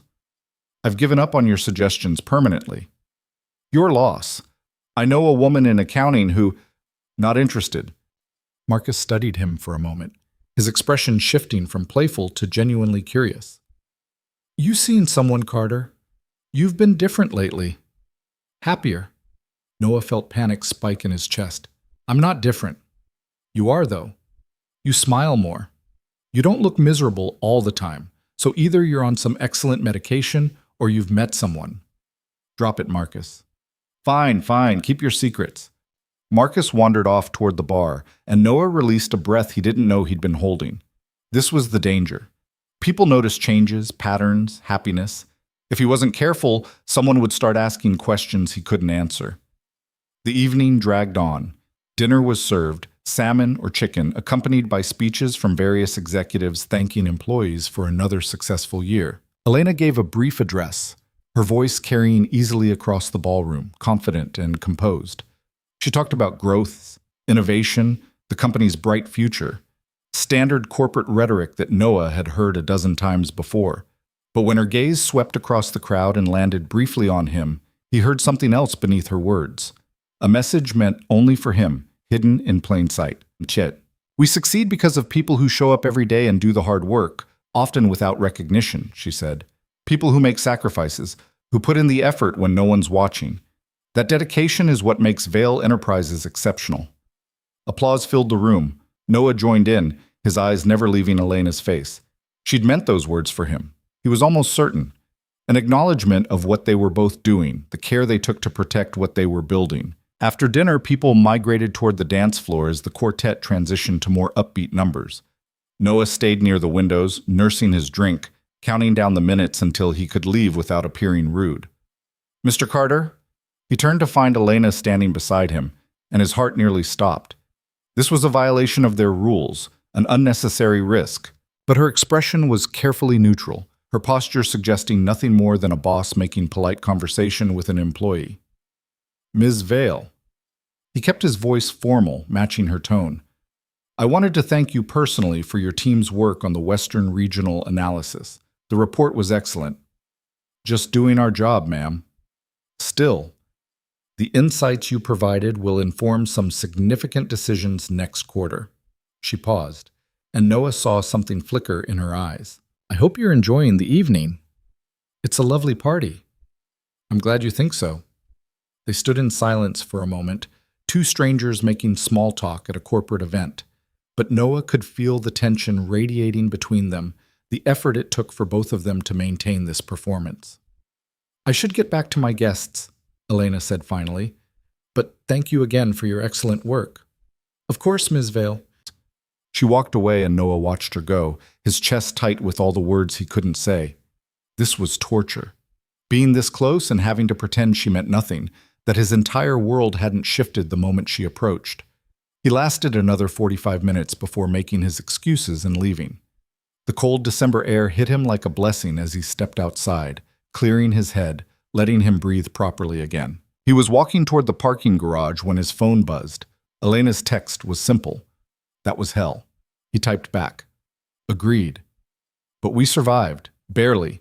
I wanted to grab your hand and walk out with you. I know. Me too. When can I see you? Actually see you, not perform for an audience? Noah checked his calendar mentally. Lily had him this weekend, which meant no secret dinners or long conversations. Rachel was taking her the following weekend for Christmas. Next Saturday? Too long. Noah smiled despite himself. Tuesday night? After Lily's in bed? Where? My place. If you're willing to risk it. 3 dots appeared, then disappeared. Then, send me your address. I'll be there at 9. Noah felt something dangerous bloom in his chest. She was coming to his apartment, to his space, to the place where he lived his real life. That felt significant, like crossing a threshold they couldn't uncross. But he wanted it, wanted her in his space, wanted to stop performing and just be. He sent his address and drove home with his heart racing, already counting down the hours until Tuesday. Tuesday night couldn't come fast enough. Noah spent the days between the party and Elena's visit in a state of nervous anticipation that reminded him uncomfortably of being 16 again. He cleaned his apartment with obsessive attention to detail, scrubbing surfaces that were already clean, reorganizing shelves that didn't need reorganizing. He changed his sheets twice, debated what music to have playing in the background, then decided music was trying too hard and turned it off. By 8:30, he was pacing his living room, second-guessing everything. His apartment was modest, a 2-bedroom with worn furniture and walls that needed repainting. Lily's artwork covered the refrigerator, and toys were scattered in corners despite his best efforts to tidy up. It was a world away from the kind of spaces Elena probably inhabited, all designer furniture and expensive art in rooms that looked like they belonged in magazines. What was he thinking, inviting her here? She'd take one look at his ordinary life and remember all the reasons why this was impossible. At exactly 9 o'clock, there was a soft knock on his door. Noah took a breath, steadied himself, and opened it. Elena stood in the hallway wearing jeans and a simple sweater, her hair down, minimal makeup, looking more like the woman from their coffee shop meetings than the billionaire from the party. She held a bottle of wine in one hand and wore an expression that suggested she was just as nervous as he was. "Hi," she said softly. "Hi." Noah stepped back, letting her in. "You found it okay?" Your directions were very thorough. Elena entered slowly, taking in the space with careful attention. Noah watched her gaze travel across his modest living room, the worn couch he'd bought secondhand, the bookshelf crammed with paperbacks and Lily's picture books, the small dining table where he and his daughter ate breakfast every morning. "It's not much," he started, but Elena cut him off. "It's perfect. It's real. It's you." She turned to face him, and her smile was genuine. "I was terrified my place would intimidate you, that you'd walk in and realize how different our lives are." "I already know how different our lives are. But knowing it and seeing it are different things." She set the wine on his kitchen counter. "Your apartment is warm, lived in. Mine is all glass and steel and expensive furniture I never use because I'm always working. This feels like a home. Mine feels like a hotel." Noah moved closer, drawn by the vulnerability in her voice. "You could change that. Make it feel more like home." "I don't know how." Lena looked around again, her eyes landing on a drawing taped to the wall, one of Lily's elaborate dragon pictures. "Is that your daughter's?" Yeah, she's obsessed with fantasy right now. Dragons, wizards, magical kingdoms. Noah moved to stand beside Elena, studying the drawing with the familiar fondness it always evoked. She made me promise to hang her favorites. Says they make the apartment more interesting. She's talented. She is. Gets that from Rachel, I think. I can barely draw stick figures. Elena reached out and traced the edge of the drawing with one finger, careful not to disturb the tape holding it in place. Do you ever wish you could give her more? A bigger place? Better things? Every single day. Noah's voice roughened. I wish I could afford a house with a yard. Art classes at one of those fancy studios. Travel to all the places she draws in her pictures. But we have what we have, and most days it's enough. She's happy. That's what matters. You're a good father. I try to be. They stood in silence for a moment, shoulders almost touching, both staring at a 7-year-old's drawing of a purple dragon breathing rainbow fire. Then Elena turned to face him, and the air between them shifted, charged with something that had been building for months. Noah, she said quietly, can I ask you something? Always? Are you sure about this? About us? Because once we cross certain lines, there's no going back to what we were before. And I need to know you've thought about what you're risking, your job, your reputation, Lily's stability. Noah kissed her. He'd meant it to be gentle, tentative, a soft answer to her question, but the moment their lips met, something ignited between them. Elena made a small sound of surprise that quickly became something else, her hands coming up to grip his shoulders as he pulled her closer. The kiss deepened, months of restraint and careful distance dissolving in an instant. When they finally broke apart, both breathing hard, Elena's eyes were wide and dark. That's my answer, Noah said, his voice rough. I'm sure. I've been sure since that terrible coffee shop, maybe even since the disastrous blind date. I'm terrified of the consequences, but I'm more terrified of walking away and spending the rest of my life wondering what we could have been. Elena's hand came up to cup his face, her thumb brushing across his cheekbone. I'm terrified too, but I'm tired of being careful, tired of pretending I don't feel this. They kissed again, slower this time, deeper. Noah felt years of loneliness crack open, felt walls he'd built so carefully crumble. Elena's hands tangled in his hair, and he pulled her flush against him, learning the shape of her body, the way she fit perfectly in his arms. Eventually, they made their way to the couch, Elena curled against Noah's side, his arm around her shoulders. They didn't speak for a long time, content just to be close without performance or pretense. The wine sat forgotten on the counter. The world outside the apartment ceased to exist. Tell me about Lily, Elena said finally, her voice soft against his chest. Really tell me. What's she like when I'm not around? Noah smiled, feeling the familiar warmth that always came with thoughts of his daughter. She's fierce, completely fearless about some things, terrified of others. She'll climb the highest jungle gym at the park without hesitation, but she's afraid of the dark and makes me check under her bed every night for monsters. What else? She asks a million questions, about everything. Why is the sky blue? Why do birds fly? Why do people have to work? Why can't we have pizza for breakfast? Sometimes I know the answers, sometimes I make them up and hope she doesn't fact-check me later.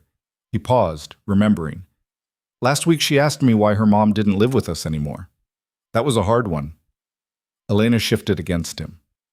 What did you tell her? The truth, as much as she could understand at 7, that her mom and I loved each other once, but sometimes people change and grow apart. That it wasn't her fault, that both of us love her completely, that families come in different shapes and they're all okay. That's a good answer. I hope so. She seemed to accept it. Noah's voice dropped lower. But sometimes I see her watching other families at the park, mom and dad together, pushing their kid on the swings, and I see this look on her face, like she's trying to figure out what's wrong with us, why we can't be like that. There's nothing wrong with you. Tell that to a 7-year-old who just wants a normal family. Elena was quiet for a moment, then said carefully, Is that what you want? Normal? Because I can't give you that. My life is anything but normal. If we do this, really do this, it's going to be complicated in ways you can't even imagine yet. Noah tilted her chin up so he could look into her eyes. I don't want normal. Normal gave me a failed marriage and years of loneliness. I want real. I want someone who sees me, all of me, and doesn't run. I want conversations that matter and a connection that feels like coming home. That's what you give me, Elena. That's what this is. She kissed him again, soft and sweet, an answer without words. They stayed like that for hours, talking and kissing and learning each other in the safety of Noah's modest living room. Elena told him about the pressure of board meetings where men twice her age questioned every decision, about the exhaustion of constantly proving herself worthy of the empire she'd inherited. Noah talked about the guilt of loving his job while resenting the hours it took from Lily, about the fear that he'd wake up one day and realize he'd become his own absent father. Around midnight, Elena's phone buzzed insistently. She ignored it at first, but after the third call, she sighed and checked the screen. "My head of security," she explained, showing Noah the missed calls. "I told him I was visiting a friend tonight, but he gets nervous when I'm out late without my driver." "You have a head of security?"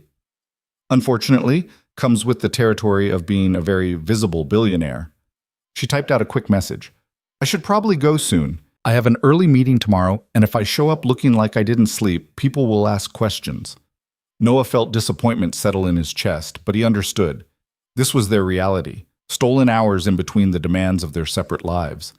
"When can I see you again?" "I'm traveling the rest of this week, board meetings in San Francisco, investor presentations in Portland. I'll be back Saturday." Elena stood reluctantly, smoothing her clothes. "Still volunteering at Harmony? Every week? Then I guess I'll see you at the coffee shop after, same as always." "I'll be counting the hours." Elena pulled him up from the couch and into her arms, holding him tightly. Noah breathed in her scent, something expensive and floral he couldn't name, and committed the moment to memory. "Thank you," she whispered against his shoulder, "for letting me into your world, for showing me what a real home feels like. Thank you for taking the risk of coming here." They kissed goodbye at the door, neither wanting to be the first to pull away. Finally, Elena stepped back, her hand lingering in his. "Good night, Noah." "Good night."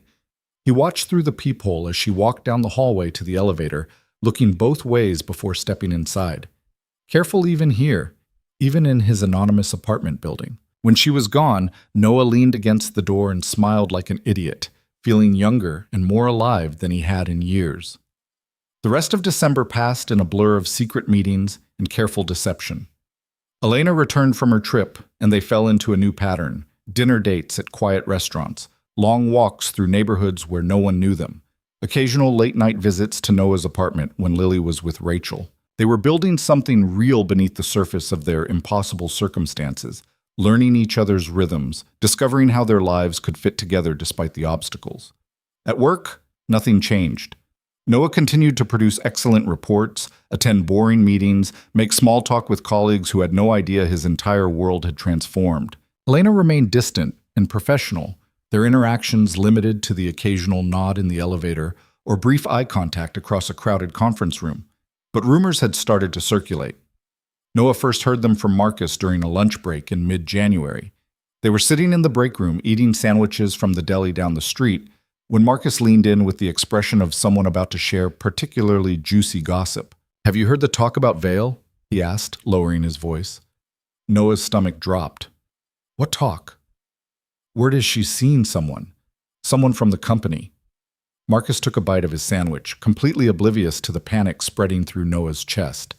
"Apparently she's been acting different, happier, leaving work at reasonable hours instead of staying until midnight. People are speculating." "People always speculate about executives." Noah forced his voice to remain casual. "Doesn't mean anything." "Yeah, but this feels different. Sarah in accounting swears she saw Vale leaving that fancy Italian place downtown with some guy.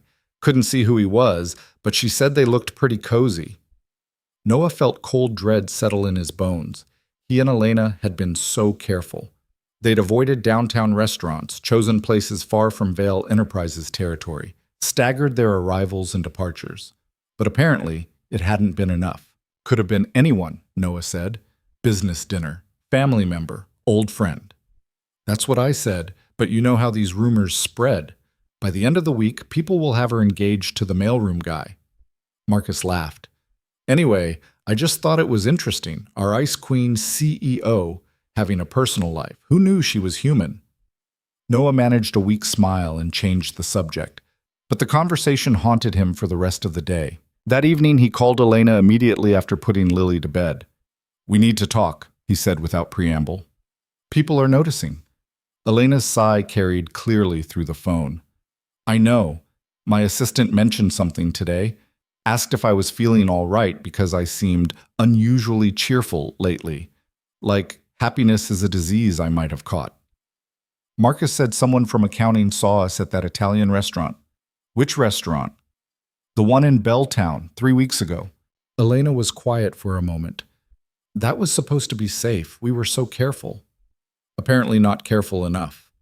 Noah paced his living room, anxiety making him restless. "What do we do? If these rumors get back to HR, if someone starts asking questions, then we deny everything. We've been careful not to leave any actual evidence. No emails, no texts that couldn't be explained as friendly. If confronted, we maintain that we're nothing more than employer and employee who occasionally run into each other at the same charity. That's not going to work forever." "I know." Elena's voice was tight with frustration. "But what's the alternative? We can't go public. The fallout would be enormous. Your career would be destroyed. I'd be accused of abusing my power, and every decision I've ever made regarding your department would be scrutinized for favoritism." Noah sank onto his couch, feeling trapped. "So we just keep hiding? Keep lying? For how long?" "I don't know. Until we figure out a better solution. Until—" She stopped abruptly, and Noah heard voices in the background. "I have to go. Someone's at my door. We'll talk more tomorrow." The line went dead, leaving Noah alone with his spiraling thoughts. This was the danger they'd known was coming, the inevitable consequence of trying to build something real in a world that wouldn't allow it. Sooner or later, someone would connect the dots. Sooner or later, they'd have to choose between their relationship and their carefully constructed lives. He thought about Lily, about the stability he'd worked so hard to provide. If he lost his job at Vale Enterprises, finding something comparable wouldn't be easy. He had a good reputation, but being fired for an inappropriate relationship with the CEO would follow him everywhere. He'd struggle to pay rent, might have to pull Lily from her school, could lose the fragile security he'd built over the past 4 years. But when he closed his eyes, he saw Elena's smile, heard her laugh, felt the way she fit perfectly in his arms, remembered the peace he felt in her presence, the sense of finally being seen and understood by someone who mattered. How did you choose between security and happiness, between the safe path and the one that felt like coming alive? The following Saturday, Noah arrived at Harmony to find the atmosphere buzzing with unusual excitement. Rebecca met him at the door, practically bouncing on her toes. "You're not going to believe this," she said, grabbing his arm. "We just got approved for a major expansion. The foundation that's been funding us, they've agreed to finance a second location. We're opening a branch in South Seattle, bringing digital literacy programs to an entirely new neighborhood." "That's incredible." Noah felt genuine joy cut through his anxiety. "When did this happen?" "The approval came through yesterday. We start planning next week." Rebecca beamed. "And Noah, they specifically mentioned you. The foundation wants you to help develop the curriculum for the new location. They were very impressed with your teaching methods." Noah's smile faltered slightly. The foundation. Elena's foundation. She'd mentioned him specifically, which meant she was still thinking about him even while managing billion-dollar investments, still finding ways to support what mattered to him. The gesture was sweet and terrifying in equal measure. He taught his class that morning with renewed energy, the students responding to his enthusiasm with their usual eagerness. They were working on more advanced projects now, building interactive web pages with JavaScript, learning basic programming concepts that would serve them well regardless of what careers they eventually pursued. Watching them succeed, seeing their confidence grow with each completed project, reminded Noah why he'd started volunteering in the first place. This mattered. This made a difference. After class, he walked to the coffee shop as always, but Elena wasn't there. Instead, he found a text on his phone. "Can't make it today. Something came up at work." "I'm sorry." Disappointment flooded through him. Saturday coffee had become the anchor of his week, the one guaranteed time when they could be together without pretense. Missing it felt like losing his footing. He texted back, "Everything okay?" "Just work stress." "I'll explain later." Noah ordered coffee alone and sat in their usual corner booth, feeling the absence of her presence like a physical ache. Around him, the coffee shop buzzed with normal Saturday activity. Couples on dates, students studying, friends catching up. All of them living uncomplicated lives where seeing the person they cared about didn't require elaborate deception and constant vigilance. His phone rang. Elena's name flashed on the screen. "Hey," he answered. "I thought you were dealing with work stuff." "I am, or I was. Noah, we have a problem." Her voice was strained in a way he'd never heard before. "Can you talk? Privately?" "I'm at the coffee shop, alone. What's wrong?" Elena took a shaky breath. "HR called me in this morning. Someone filed a complaint. An anonymous tip claiming I'm having an inappropriate relationship with an employee and showing favoritism in departmental decisions." Noah's world tilted. "What?" "They didn't name you specifically, but they mentioned the data analytics department. Mentioned that certain people seemed to be getting preferential treatment, that my interest in your team's work was unusual." Her words came faster now, edged with panic. "I denied everything, of course. Said it was baseless gossip from someone with an axe to grind. But they're opening an investigation, Noah. They're going to review all my decisions regarding your department. Look for any evidence of impropriety." "There isn't any evidence. We've been careful. Have we?" "Really?" Elena's voice cracked. "Your team got increased budget allocations last quarter. Your project proposals always seem to get approved quickly. You were selected for that professional development program ahead of people with more seniority. At the time, those decisions made sense based on merit. But now they look suspicious, like I've been giving you special treatment because of our relationship." Noah felt sick. "Were you? Giving me special treatment?" "No, I don't think so. Your work is excellent. Your proposals were genuinely the best submitted. But Noah, I can't be objective about this anymore. I can't separate my feelings for you from my professional judgment, and that's exactly the problem everyone's worried about." People in the coffee shop were starting to stare. Noah lowered his voice, hunching over his phone. "What do we do?" "I don't know. My lawyer says the investigation could take weeks. In the meantime, I need to maintain absolute distance from your department. No more approving your proposals, no more budget decisions involving your team. I'm recusing myself from anything that could be seen as showing you favor." "Which makes it look like there really is something between us." "I know." Elena sounded close to tears. "I'm trapped. Whatever I do looks suspicious. If I treat you normally, it suggests favoritism. If I pull back, it suggests I'm trying to hide something." Noah's mind raced through scenarios, each one worse than the last. Should I quit? Remove myself from the situation? That would definitely make it look like we're guilty of something. She paused. Maybe we should stop. Put this relationship on hold until the investigation is over. Create some real distance. The words hit Noah like a punch to the chest. You want to break up? I want to protect you. If this investigation finds anything, even the appearance of impropriety, your career is over, Noah. You'll be labeled as someone who slept their way to advancement. Every accomplishment will be questioned, and Lily will suffer for it when you can't find another decent job, when you're struggling to make rent, when her stability disappears because I was selfish enough to pursue this relationship despite knowing the risks. Stop. Noah's voice came out harder than he intended. Don't make this decision for me. Don't decide what I can handle. Someone has to think about the consequences. I have thought about them every single day since this started, and yes, I'm terrified. But I'm not walking away because things got difficult. We knew this would be hard. Hard is one thing, impossible is another. Elena's voice broke completely. I can't watch your life fall apart because of me. I can't be the reason Lily loses the security you've worked so hard to give her. I love you too much to let that happen. The words hung in the air between them, the first time either of them had said it out loud. I love you.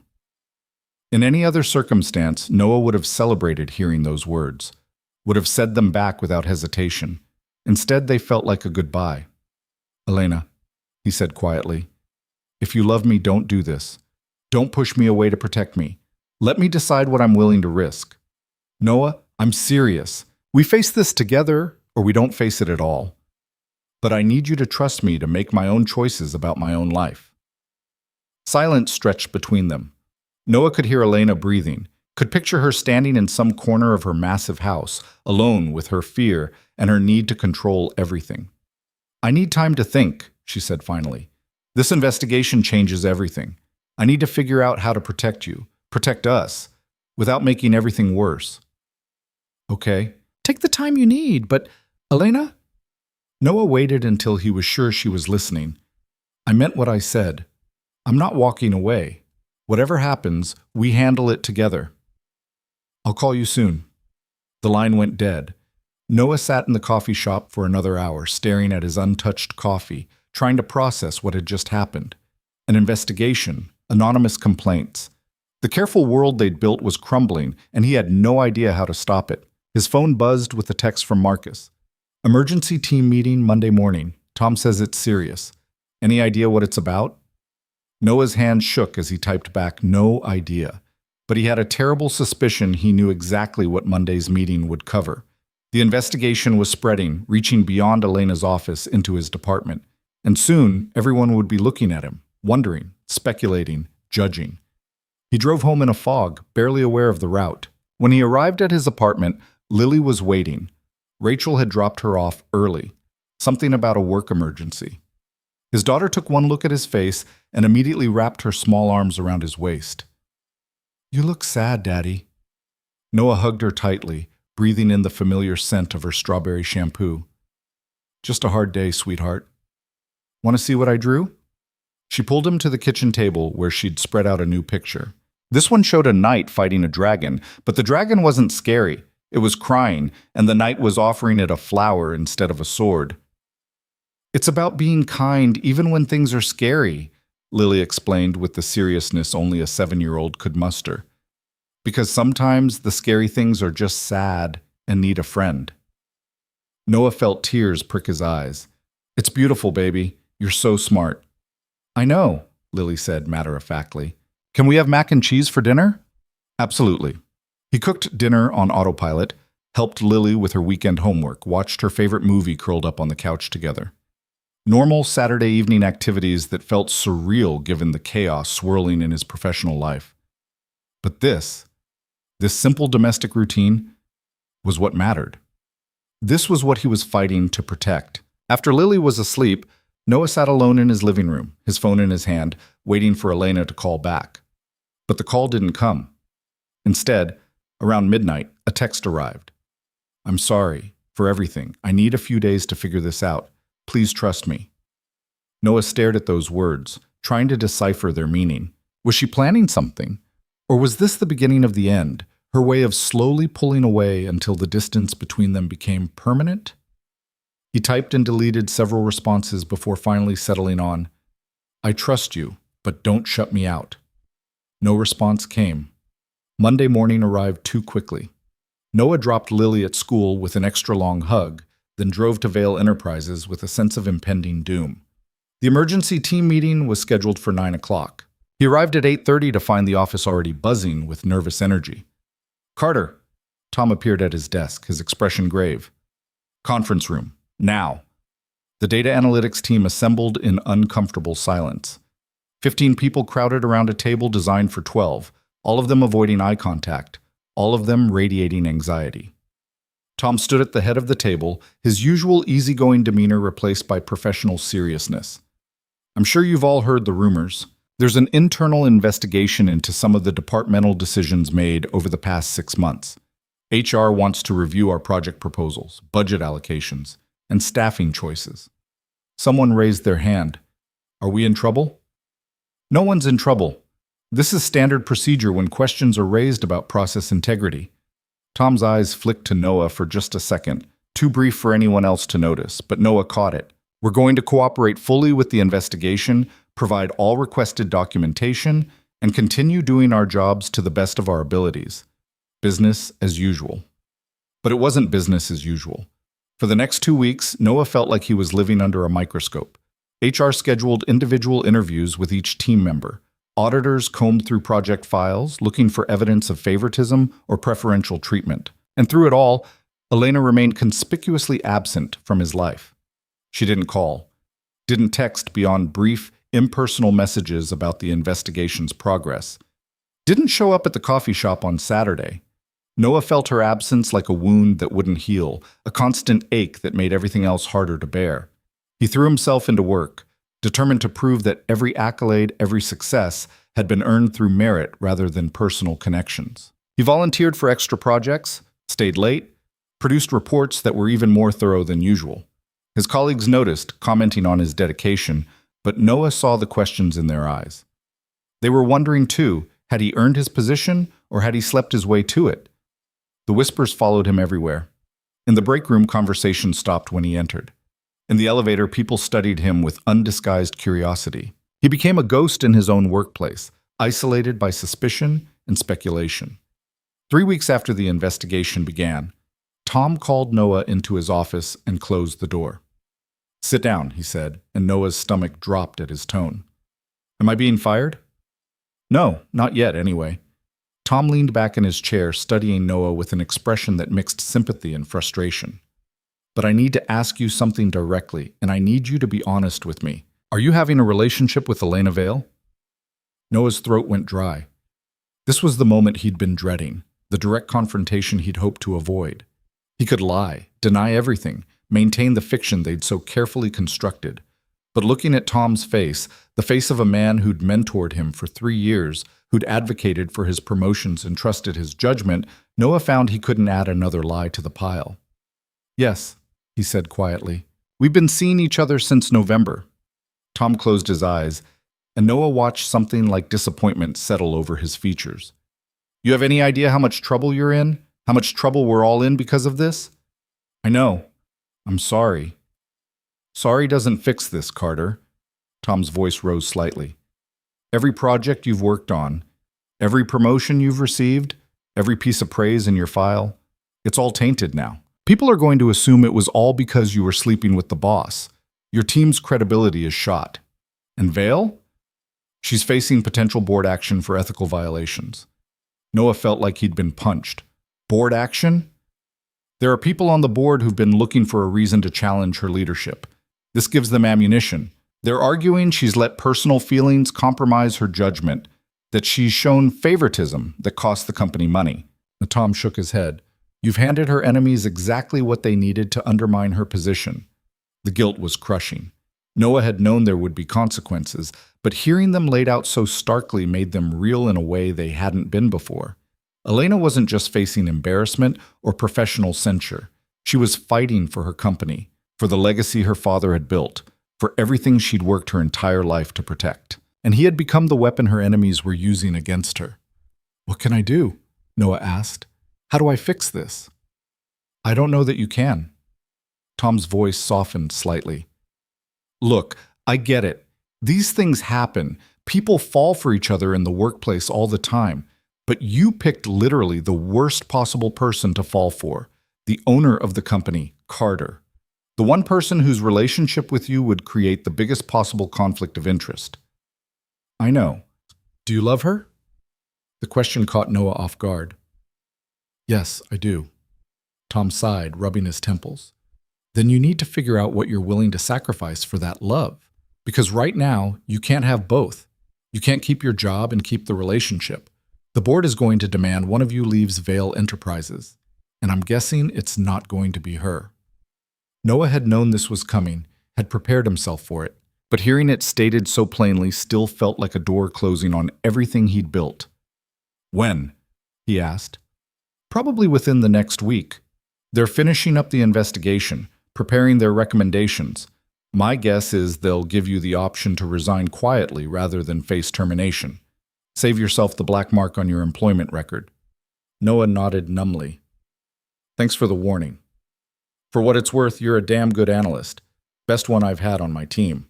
This situation doesn't change that." Tom stood, signaling the conversation was over. "But you made your choice. Now you get to live with the consequences." Noah left Tom's office feeling hollowed out. He returned to his desk, stared at his computer screen without seeing it, and tried to figure out what to do next. He needed to talk to Elena, needed to know if she was facing the same ultimatum, needed to understand what their next move should be. But when he pulled out his phone to call her, he found a text waiting, sent 20 minutes ago while he'd been in Tom's office. "We need to talk, tonight. My place. I'll send you the address." Noah's hands trembled as he read the message. Her place. The one territory they'd avoided throughout their entire relationship, the fortress she'd kept separate from their carefully compartmentalized connection. Whatever she needed to say, it was serious enough that she was finally letting him all the way in, or serious enough that she was ending things properly, in person, in a way that left no room for hope. Noah stared at the address Elena had sent. It was in one of Seattle's most exclusive neighborhoods, the kind of place where security gates and privacy walls separated ordinary people from those who lived in a different economic reality. He'd driven past these streets before, but had never had reason to enter them. He texted Rachel to ask if she could keep Lily overnight, citing a work emergency. She agreed without question, and Noah felt another stab of guilt. The lies were piling up, becoming easier to tell, which somehow made them worse. That evening, he drove through streets that grew progressively quieter and more manicured until he reached the address Elena had given him. The house, if you could call something that size a house, sat behind tall iron gates, all glass and steel and modern architecture that probably cost more than Noah would earn in his entire lifetime. He pulled up to the intercom, announced himself, and watched the gate swing open with silent efficiency. The driveway curved through landscaped grounds that looked professionally maintained. Motion sensor lights illuminated his path as he parked next to Elena's car, the only vehicle in a garage that could easily hold 6. The front door opened before he could knock, and Elena stood there in jeans and a sweater, looking exhausted and beautiful and scared.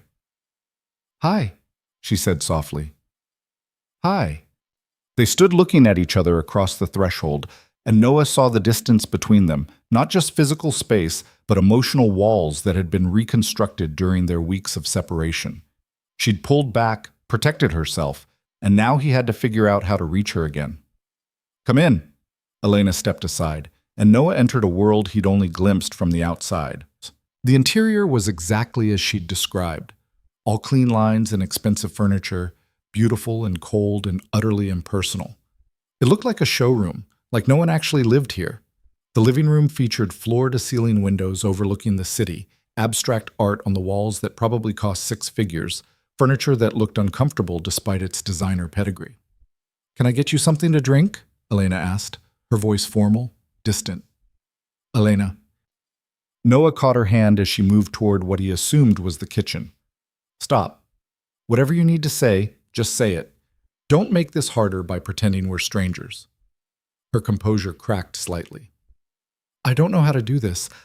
I don't know how to tell you." She stopped, took a breath. "The investigation finished today. They found no evidence of actual favoritism or policy violations. Technically, I'm cleared."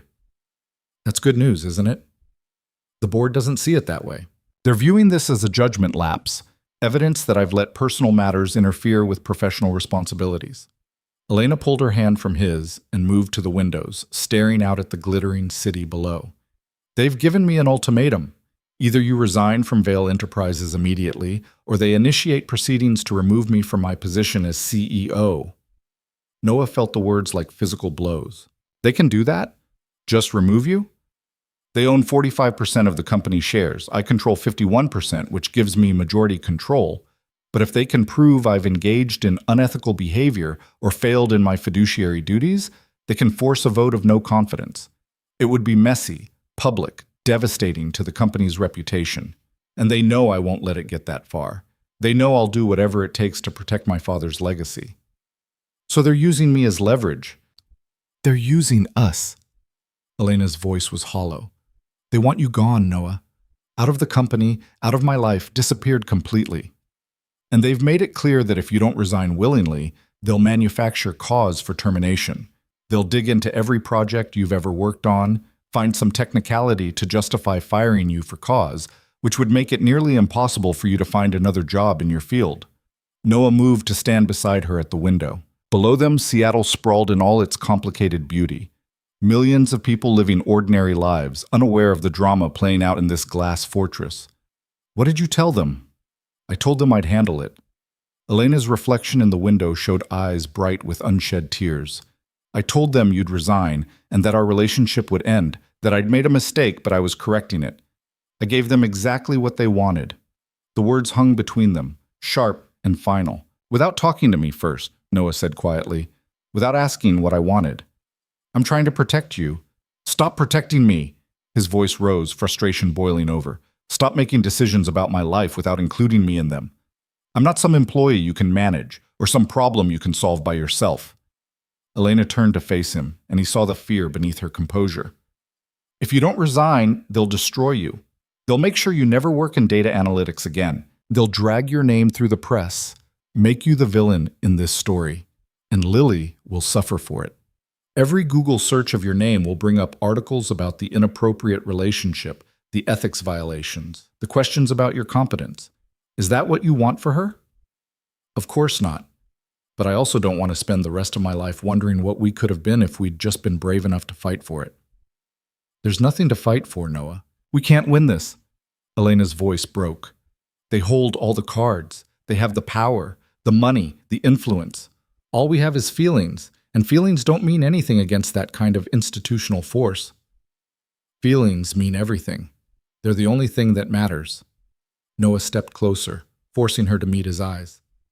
I love you, Elena. I should have said it weeks ago, but I'm saying it now. I love you, and I'm willing to lose my job for you, willing to risk the stability I've built, willing to face whatever consequences come. But only if you're willing to fight with me. Only if you stop trying to push me away to protect me. You're not thinking clearly. I'm thinking more clearly than I have in years. He took her hands, holding them even when she tried to pull away. For 4 years, I played it safe. I built walls, avoided risks, chose security over everything else. And I was miserable, Elena. Functional, but miserable. Then you walked into that restaurant looking as horrified as I felt, and something woke up in me. Something I thought Rachel had killed. And I'm not giving that up without a fight. Tears were streaming down Elena's face now, her carefully maintained control completely shattered. I can't watch you lose everything because of me. I can't be the reason Lily's life falls apart. You're asking me to be selfish, to put my happiness above your daughter's well-being, and I can't do that. I won't do that. Then let me decide what I'm willing to sacrifice. Let me be the one who chooses. Noah pulled her closer, his voice dropping to barely above a whisper. I know you're scared.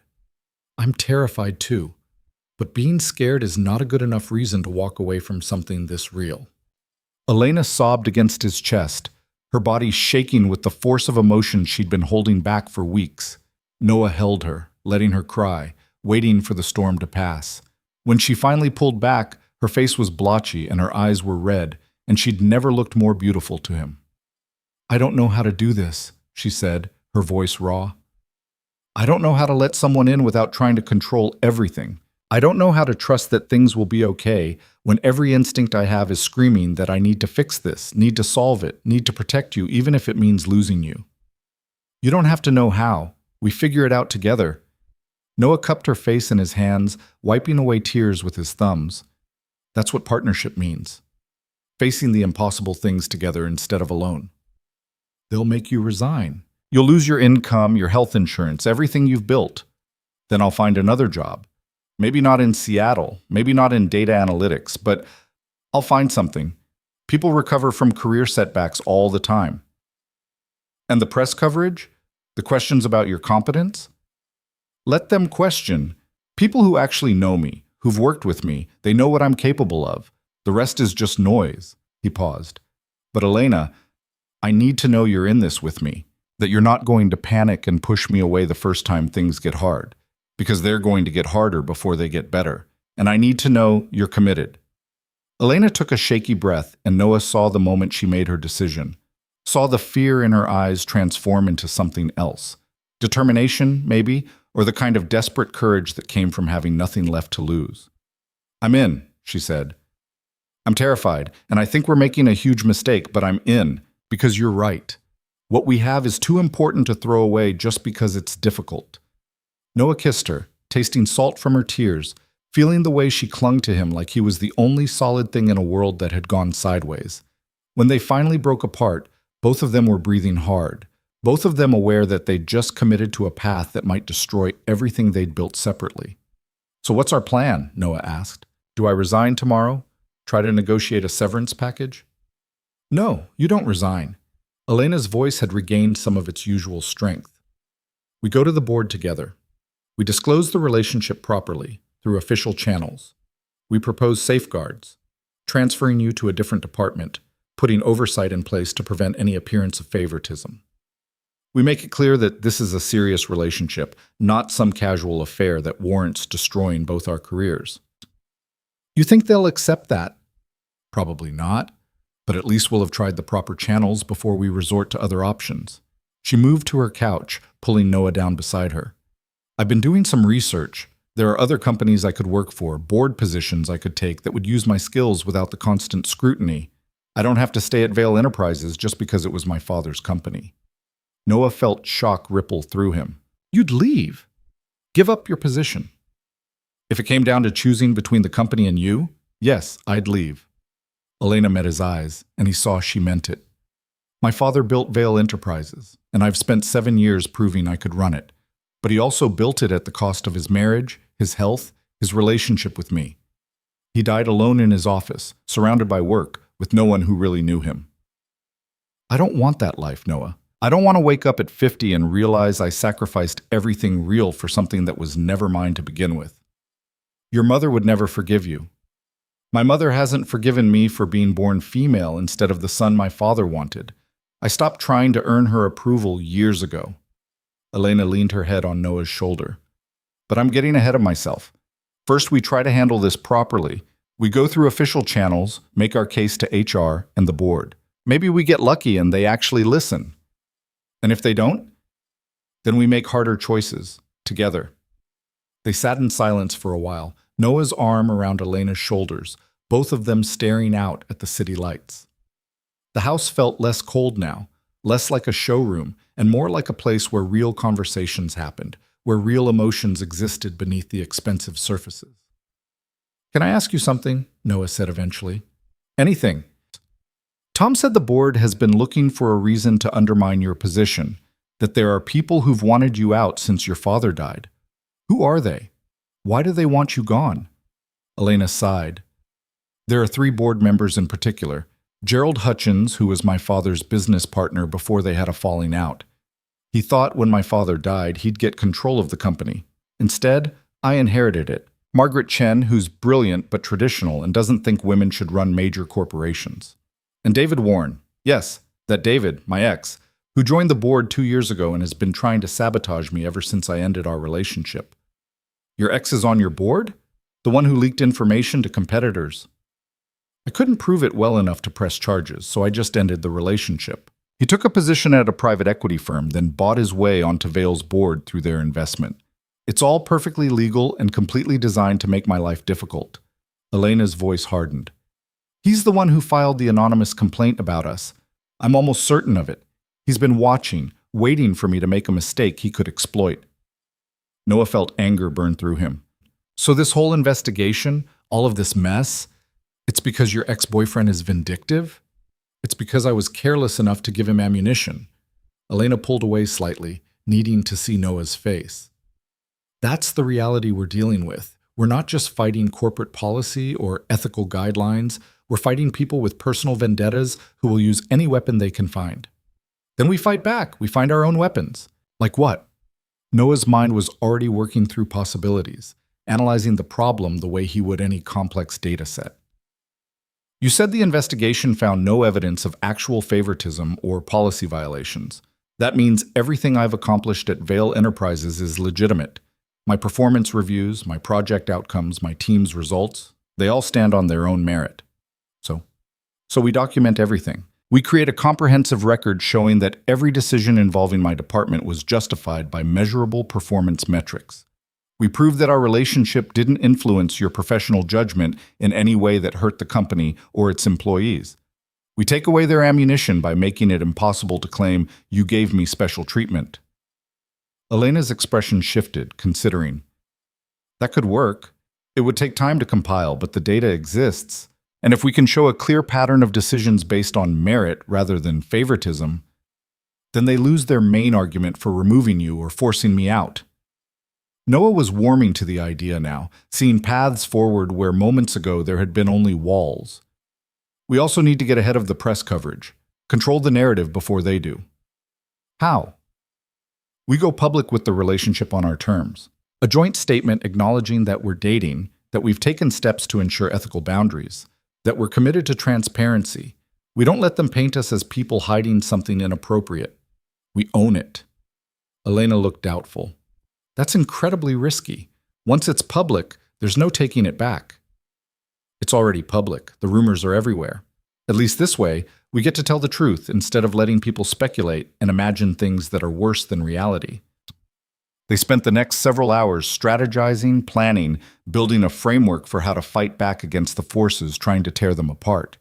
Elena ordered food from some restaurant that delivered to billionaires at midnight, and they ate Thai food on her expensive couch while sketching out timelines and talking points and contingency plans.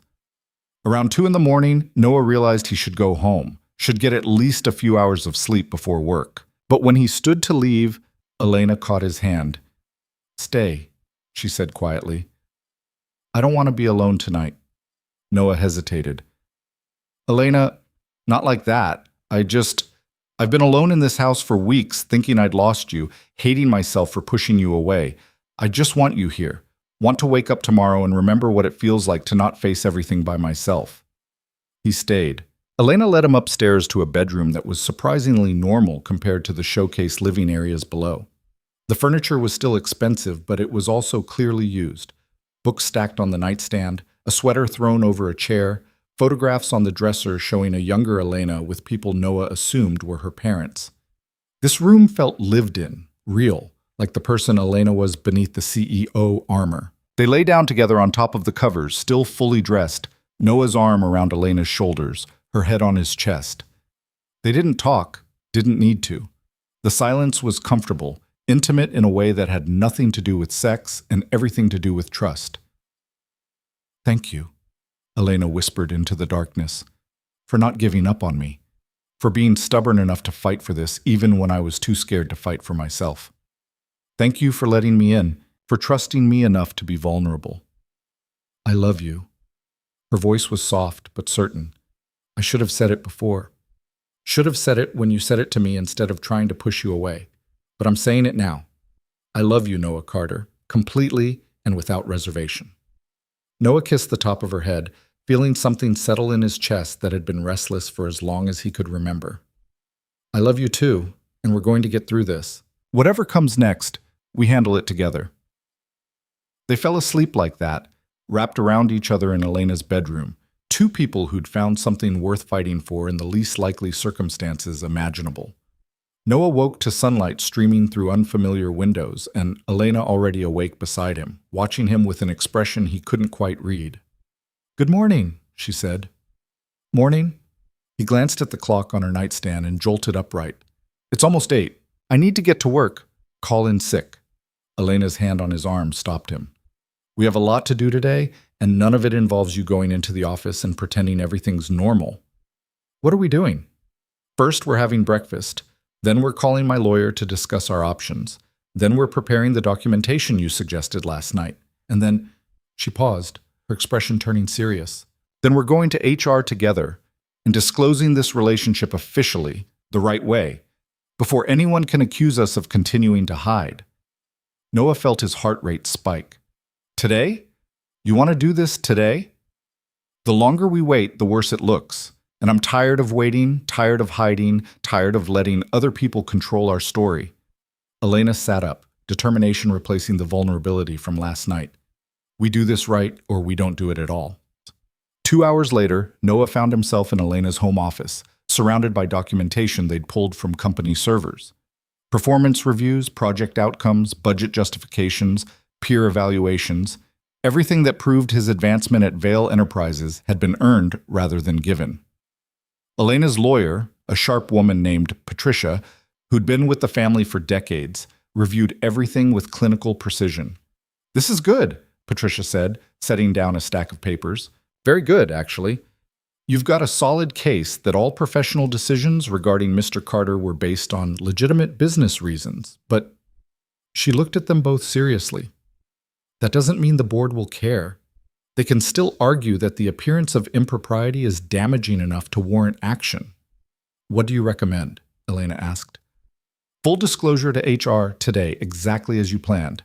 Propose that Mr. Carter be transferred to a different department or even a different division within the company, somewhere you have no direct or indirect supervisory authority. Volunteer to recuse yourself from any future decisions involving his career progression. Show that you're taking this seriously and implementing real safeguards.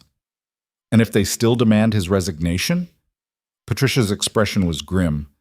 Then you decide whether this relationship is worth potentially losing your position as CEO. Because if you fight them on this, that's where it's headed. Gerald Hutchins and his allies will use this as the excuse they've been waiting for to push you out. Elena looked at Noah, a question in her eyes. He nodded. They'd already made this decision last night. They were in this together, whatever the cost. Set up the meeting with HR, Elena said. This afternoon, if possible. Let's do this properly. At 3 o'clock that afternoon, Noah and Elena sat across from Jennifer Morrison, Vail Enterprises' head of human resources, in a conference room that suddenly felt too small and too formal. Jennifer's expression was carefully neutral as Elena began speaking. Thank you for meeting with us on short notice, Jennifer. We're here to formally disclose a personal relationship that began in November of last year. Elena's voice was steady, professional. Noah and I are dating, and we want to ensure that this relationship is handled appropriately according to company policy. Jennifer's neutrality slipped slightly. I see. And you're just now disclosing this? After the investigation that revealed... The investigation was what prompted us to handle this through proper channels, Elena interrupted smoothly. We had been maintaining strict professional boundaries at work, which is why the investigation found no evidence of favoritism or policy violations. But we recognize that our relationship creates the appearance of a conflict of interest, and we want to address that proactively. Proactively would have been disclosing before the rumors started. Jennifer's tone was sharp. This looks like damage control, Ms. Vail. It looks like you're only coming forward because you got caught, Noah spoke up for the first time. We should have come forward sooner. That's on both of us. But we're here now trying to do the right thing. We're prepared to implement whatever safeguards you think are necessary to ensure ethical boundaries going forward. Jennifer pulled out a legal pad and began taking notes. Walk me through the timeline. When did this relationship begin? Have there been any professional decisions involving Mr. Carter since then? Any promotions, raises, project assignments that Ms. Vail approved? They spent the next hour answering questions, providing documentation, explaining their reasoning for every decision Elena had made regarding Noah's department. Jennifer took copious notes, her expression never shifting from professional neutrality. When they finally finished, she set down her pen and looked at them both with something that might have been sympathy. I'll be honest with you, she said. This is about the worst possible conflict of interest scenario we could have. Owner of the company dating an employee. There's no amount of safeguards that completely eliminates the power imbalance or the appearance of impropriety. We understand that, Elena said, which is why we're prepared to accept significant restrictions. Noah could transfer to a different division. I could recuse myself from all decisions involving his career. We could even formalize our relationship quickly, get engaged, married, to make it clear this is serious and long-term. Not a casual affair. Noah's head snapped toward Elena. They hadn't discussed marriage. That was several steps beyond where they currently were. But Elena was looking at Jennifer, not at him, using every negotiating tactic she had. Jennifer raised an eyebrow. You're prepared to get married to save your jobs? We're prepared to get married because we're serious about this relationship, Elena corrected. The job situation is secondary to that. I'll need to consult with the board before I can make any recommendations. Jennifer gathered her notes. This is unprecedented territory. I'll present your proposal, the transfer, the recusal policies, the safeguards. But I can't promise they'll accept any of it. There's significant pressure to make an example of this situation. We understand, Noah said, but we hope the board will recognize that we're trying to handle this ethically, that we're not hiding or denying anything. We're two adults who fell in love in complicated circumstances, and we're doing our best to navigate those complications responsibly. Jennifer's expression softened fractionally. For what it's worth, I hope you get a fair hearing, but prepare yourselves for the possibility that a fair hearing still results in someone losing their job. They left the HR office in heavy silence. As they walked toward the elevator, Noah finally spoke. Marriage? We've never even discussed living together. Elena pushed the elevator button, avoiding his eyes. I was trying to make a point. Show them we're serious. Are we? Serious enough for marriage? The elevator doors opened. They stepped inside and Elena finally looked at him. I don't know. Are we? It was the wrong place for this conversation, a glass elevator in the middle of Vale Enterprises headquarters, visible to anyone who happened to look up. But Noah found himself answering anyway. Eventually, maybe. If we survive this. If we build something stable enough to bring Lily into. But not as a negotiating tactic with HR. Not as proof of anything except that we want to spend our lives together. Elena's smile was small but real. That's a better answer than I deserved. The elevator reached the ground floor. They stepped out into the lobby, and Noah felt eyes on them. Employees watching, whispering, recognizing that something significant had just happened. The secret was well and truly out now. There was no going back to their careful deception. What do we do now? Noah asked as they pushed through the front doors into the February cold. We wait for the board's decision, and we prepare for the worst while hoping for the best. Elena pulled out her phone. I'm going to call my mother. Warn her that this is about to become very public, very quickly. She'll be furious, but she'd be more furious if she found out from the press. I should call Rachel, make sure Lily's protected if reporters start showing up at her school. They stood on the sidewalk outside Vale Enterprises, two people whose relationship had just been officially documented, whose lives were about to change in ways they couldn't fully predict. Noah reached for Elena's hand, and she took it without hesitation, a public declaration of what they'd been hiding for months. No matter what happens, he said quietly, I don't regret this. I don't regret you. I don't regret you either. Elena squeezed his hand. Even if we both end up unemployed and infamous, I don't regret finding you. They stood like that for a moment longer, holding hands outside the building that held both their livelihoods, before finally separating to make the phone calls that would prepare the people they loved for the storm that was coming.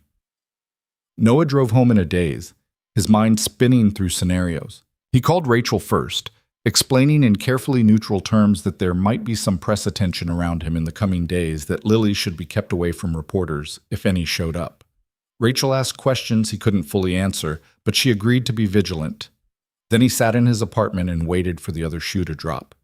It came 3 days later in the form of an email from Jennifer Morrison requesting his presence at a board meeting scheduled for the following Monday. The subject line was simple: regarding your employment status. Noah forwarded the email to Elena with a single-word message. Here we go. Her response came immediately. Together. Remember? We handle this together. Monday arrived too quickly. Noah wore his best suit and drove to Vale Enterprises with the feeling of a man walking toward his own execution. Elena met him in the lobby, looking fierce and beautiful in a navy power suit, her expression set in determined lines. Ready? She asked. No. But let's do this anyway. They rode the elevator to the executive floor in silence, both of them preparing for battle. The boardroom was already full when they entered, 12 men and women in expensive suits, faces ranging from sympathetic to hostile. Gerald Hutchins sat at the far end, his expression smug. David Warren was beside him, and Noah felt anger spike at seeing the man who'd betrayed Elena, now sitting in judgment over both their futures. Jennifer Morrison stood at the head of the table. Thank you both for coming. This meeting has been called to address the disclosed relationship between Ms. Vale and Mr. Carter and to determine appropriate actions going forward. What followed was 2 hours of interrogation disguised as professional inquiry. Board members asked pointed questions about timelines, decision-making processes, the nature of their relationship. Gerald Hutchins was particularly aggressive, implying repeatedly that Noah had seduced Elena for professional gain and that she'd been too weak to resist. Elena shut him down with icy precision. Mr. Hutchins, your characterization of our relationship is both inaccurate and insulting. Noah Carter has earned every advancement through demonstrated excellence. If you have evidence to the contrary, present it. Otherwise, I suggest we focus on facts rather than speculation. The fact is that you compromised your judgment, Margaret Chen interjected. Regardless of Mr. Carter's merits, your relationship with him creates an untenable conflict of interest. The question is how we address that conflict. We've proposed multiple solutions, Elena countered. Transfer Mr. Carter to a division where I have no oversight. Implement formal recusal policies. Create independent review processes for any decisions that might involve both of us. These are reasonable safeguards that address the conflict while allowing us both to continue contributing to this company. Or, David Warren spoke for the first time, his voice cold, Mr. Carter resigns, eliminating the conflict entirely. That's the cleanest solution. Noah felt Elena tense beside him, but before she could respond, he spoke up. With all due respect, Mr. Warren, the cleanest solution would have been for you to recuse yourself from this proceeding, given your personal history with Miss Vale. The fact that you're sitting in judgment of her personal life when you have an axe to grind raises its own ethical questions. David's face flushed red.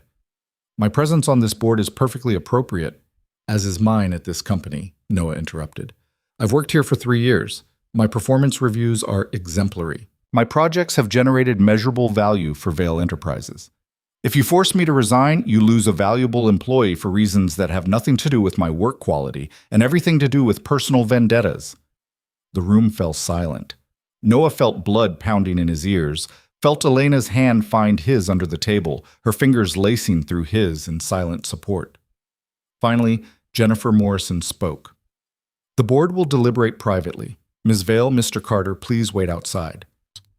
They were dismissed like children sent from the room while adults made decisions about their futures. Noah and Elena sat in the hallway outside the boardroom, neither speaking, both lost in their own thoughts. After 45 minutes, the doors opened. Jennifer beckoned them back inside. The board members' expressions gave nothing away. We've reached a decision, Jennifer said. Mr. Carter, you will not be required to resign. However, effective immediately, you will transfer to our Portland office, where you will report to a completely different management chain with no connection to Ms. Vale or Seattle operations. Noah felt relief and dismay in equal measure. He'd keep his job, but Portland meant leaving Seattle, leaving Lily, disrupting everything he'd built. And Ms. Vale, Jennifer continued, you will be placed on a 6-month probationary period during which your decisions will be subject to increased board oversight. Any future ethical violations will result in removal from your position as CEO. Elena's jaw tightened, but she nodded. I understand. Additionally, Gerald Hutchins added with barely concealed satisfaction, if this relationship ends within the next 12 months, it will be viewed as evidence that it was never serious to begin with, and the board will revisit Mr. Carter's employment status and your fitness to lead this company. It was a trap, Noah realized. They were being told to stay together for at least a year or face consequences. Their relationship was being turned into a cage, scrutinized and controlled by people who wanted them to fail. Is that all? Elena's voice was cold as ice. That's all. You're both dismissed. They walked out of the boardroom, down the hall, into the elevator, and all the way to Elena's car before either of them spoke. Portland, Noah said finally. That's a 3-hour drive from Seattle. I know. I can't leave Lily. Rachel and I share custody. If I move to Portland, I lose my time with her. I know. Elena gripped the steering wheel, though the car wasn't moving. They designed this to be impossible, to force you to choose between your job and your daughter. Noah felt anger and despair warring in his chest. They'd fought so hard, been so careful, done everything right, and still they were being punished, manipulated, controlled by people who viewed their relationship as nothing more than a scandal to be managed. There has to be another way, he said. Elena looked at him, and Noah saw tears in her eyes, the first time she'd cried since that night in her house. What if there isn't? What if we have to accept that sometimes love isn't enough to overcome institutional power? I don't believe that. I can't believe that. Then what do we do, Noah? Because I'm out of ideas. I'm out of strategies. They've backed us into a corner where every choice leads to loss. Noah stared through the windshield at the parking garage around them, his mind working through impossible calculations. What was he willing to sacrifice? His job? His time with Lily? His future in data analytics? And if he sacrificed all of that, would it even matter?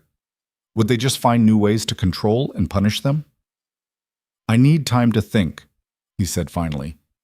I need to talk to Rachel, figure out if there's any way to make Portland work. And you need to decide if you can live with 6 months of the board scrutinizing your every move. We're supposed to face this together, remember? We will. But some decisions we have to make individually first. Noah turned to face her fully. I love you.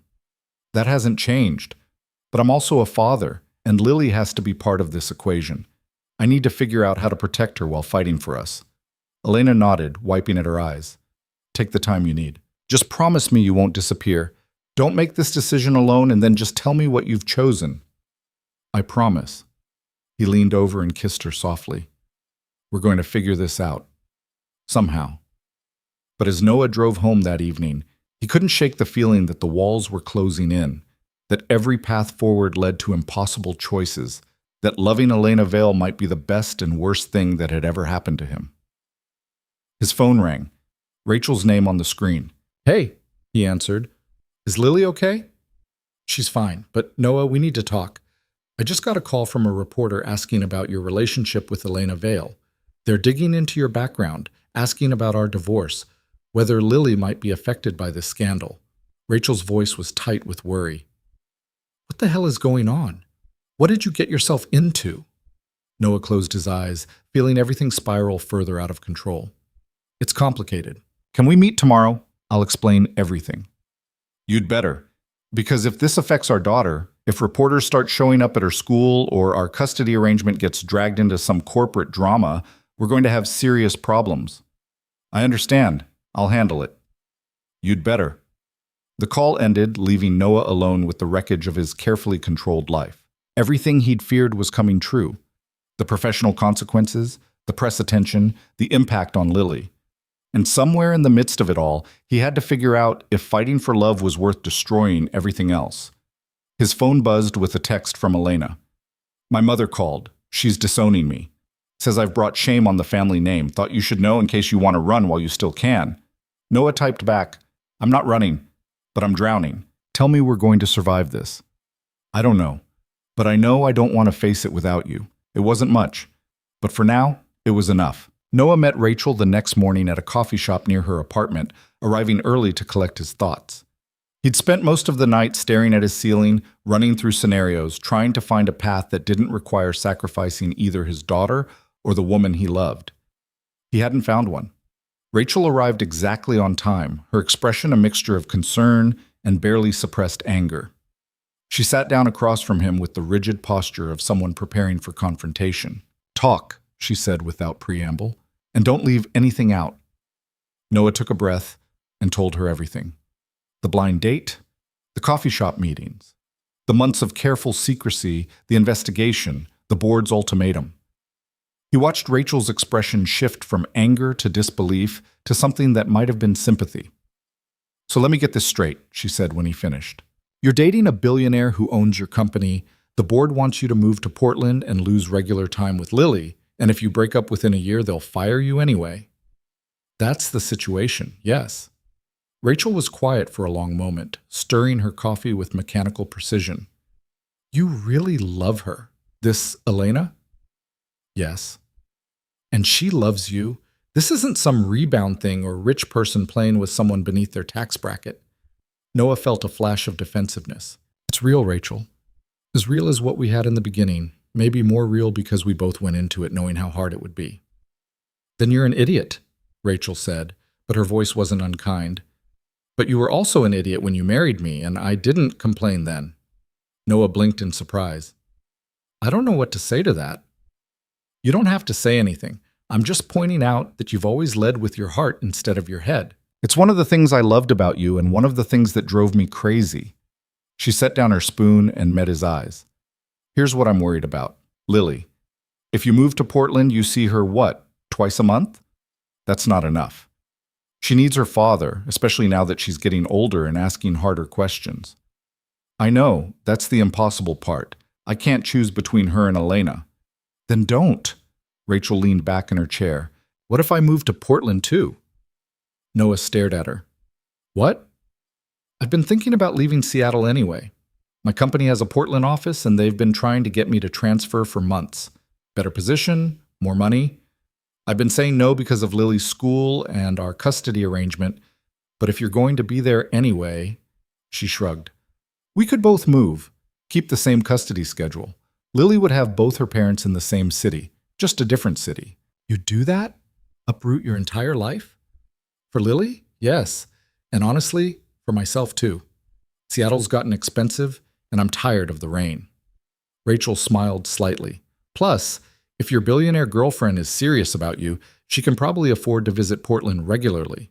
It's not like she has to fly coach. Noah felt something loosen in his chest, the first hint of a solution emerging from the impossible tangle. I'd need to talk to Elena, see if she's willing to do the long-distance thing. And I need to talk to my company, make sure the transfer is still available. But Noah?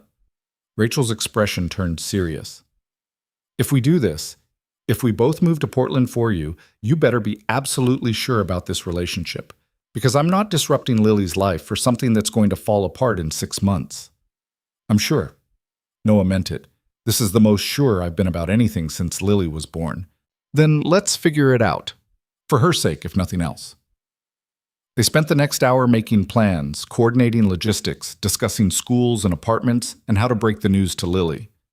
By the time they parted ways, Noah felt something he hadn't felt in weeks: hope. He called Elena immediately. Portland might actually work, he said without preamble. Rachel's willing to transfer there too. We keep the same custody arrangement, just in a different city. Elena's relief was audible through the phone. Are you serious? She'd do that? For Lily, yes. And for her own career reasons. But Elena, it means we're looking at long distance for a while. Weekend visits, video calls, stolen time between our schedules. Can you handle that? Can I handle seeing you less than I want to? No. But can I handle it better than not seeing you at all? Yes? He heard her take a breath. I've been thinking too, about what the board said about the probation period and the oversight. They're trying to control me through you, and I'm tired of letting them. What are you thinking? I'm thinking maybe it's time to let go. My father built Vail Enterprises, but that doesn't mean I have to spend my entire life protecting it. There are other companies, other opportunities, other ways to use my skills that don't involve constant battle with a board that wants me to fail. Noah felt shock ripple through him. You'd really leave? Walk away from everything you've built? I'd be walking toward something better, toward a life that includes you, includes time for the things that actually matter. My father died at his desk, Noah. I don't want that to be my story too. Her voice strengthened. I've been making calls. I have standing offers from 3 different companies to join their boards, 1 offer to run a smaller tech startup, and 2 private equity firms interested in my investment expertise. I don't need Vail Enterprises. I just thought I did because it was the only thing I'd ever known. This is a huge decision. Don't make it because of me, because of us. I'm making it because of me, because I want a life, not just a legacy. You helped me see that, but the choice is mine. She paused. I'm going to give the board my resignation, effective in 3 months, which gives them time to find a replacement and gives me time to transition my responsibilities. And then I'm going to figure out what comes next. Elena, are you sure? More sure than I've been about anything in years. They wanted to force us apart by making the cost too high. Instead, they're just showing me how much I'm willing to pay to keep you. Noah felt emotion swell in his chest, gratitude and love and awe at this woman who was willing to upend her entire world for the possibility of building something real together. I love you, he said. I don't say it enough, but I love you so much it scares me. I love you too, and I'm tired of being scared. I'm tired of letting other people's expectations dictate my choices. He heard rustling, like she was moving to a different room. I'm going to draft my resignation letter now. And Noah? When you move to Portland, I'm coming with you. I'll find a place there, build a life there. We do this together, or not at all. Together, Noah agreed. Always together. The next 3 months were a whirlwind of change. Elena submitted her resignation to a board that tried to talk her out of it before reluctantly accepting the inevitable. The press had a field day with the story, billionaire CEO stepping down after relationship scandal. But Elena handled it with grace, giving interviews that framed her decision as choosing personal happiness over corporate obligation. Public opinion was surprisingly split, with many people admiring her for prioritizing life over work. Noah accepted the Portland transfer and gave notice on his Seattle apartment. Rachel secured her own transfer, and together they found a new school for Lily that came highly recommended. They coordinated moves, coordinated schedules, presented a united front to their daughter that suggested divorced parents could still work together for her benefit. Telling Lily about the move was harder than Noah expected. She cried, angry about leaving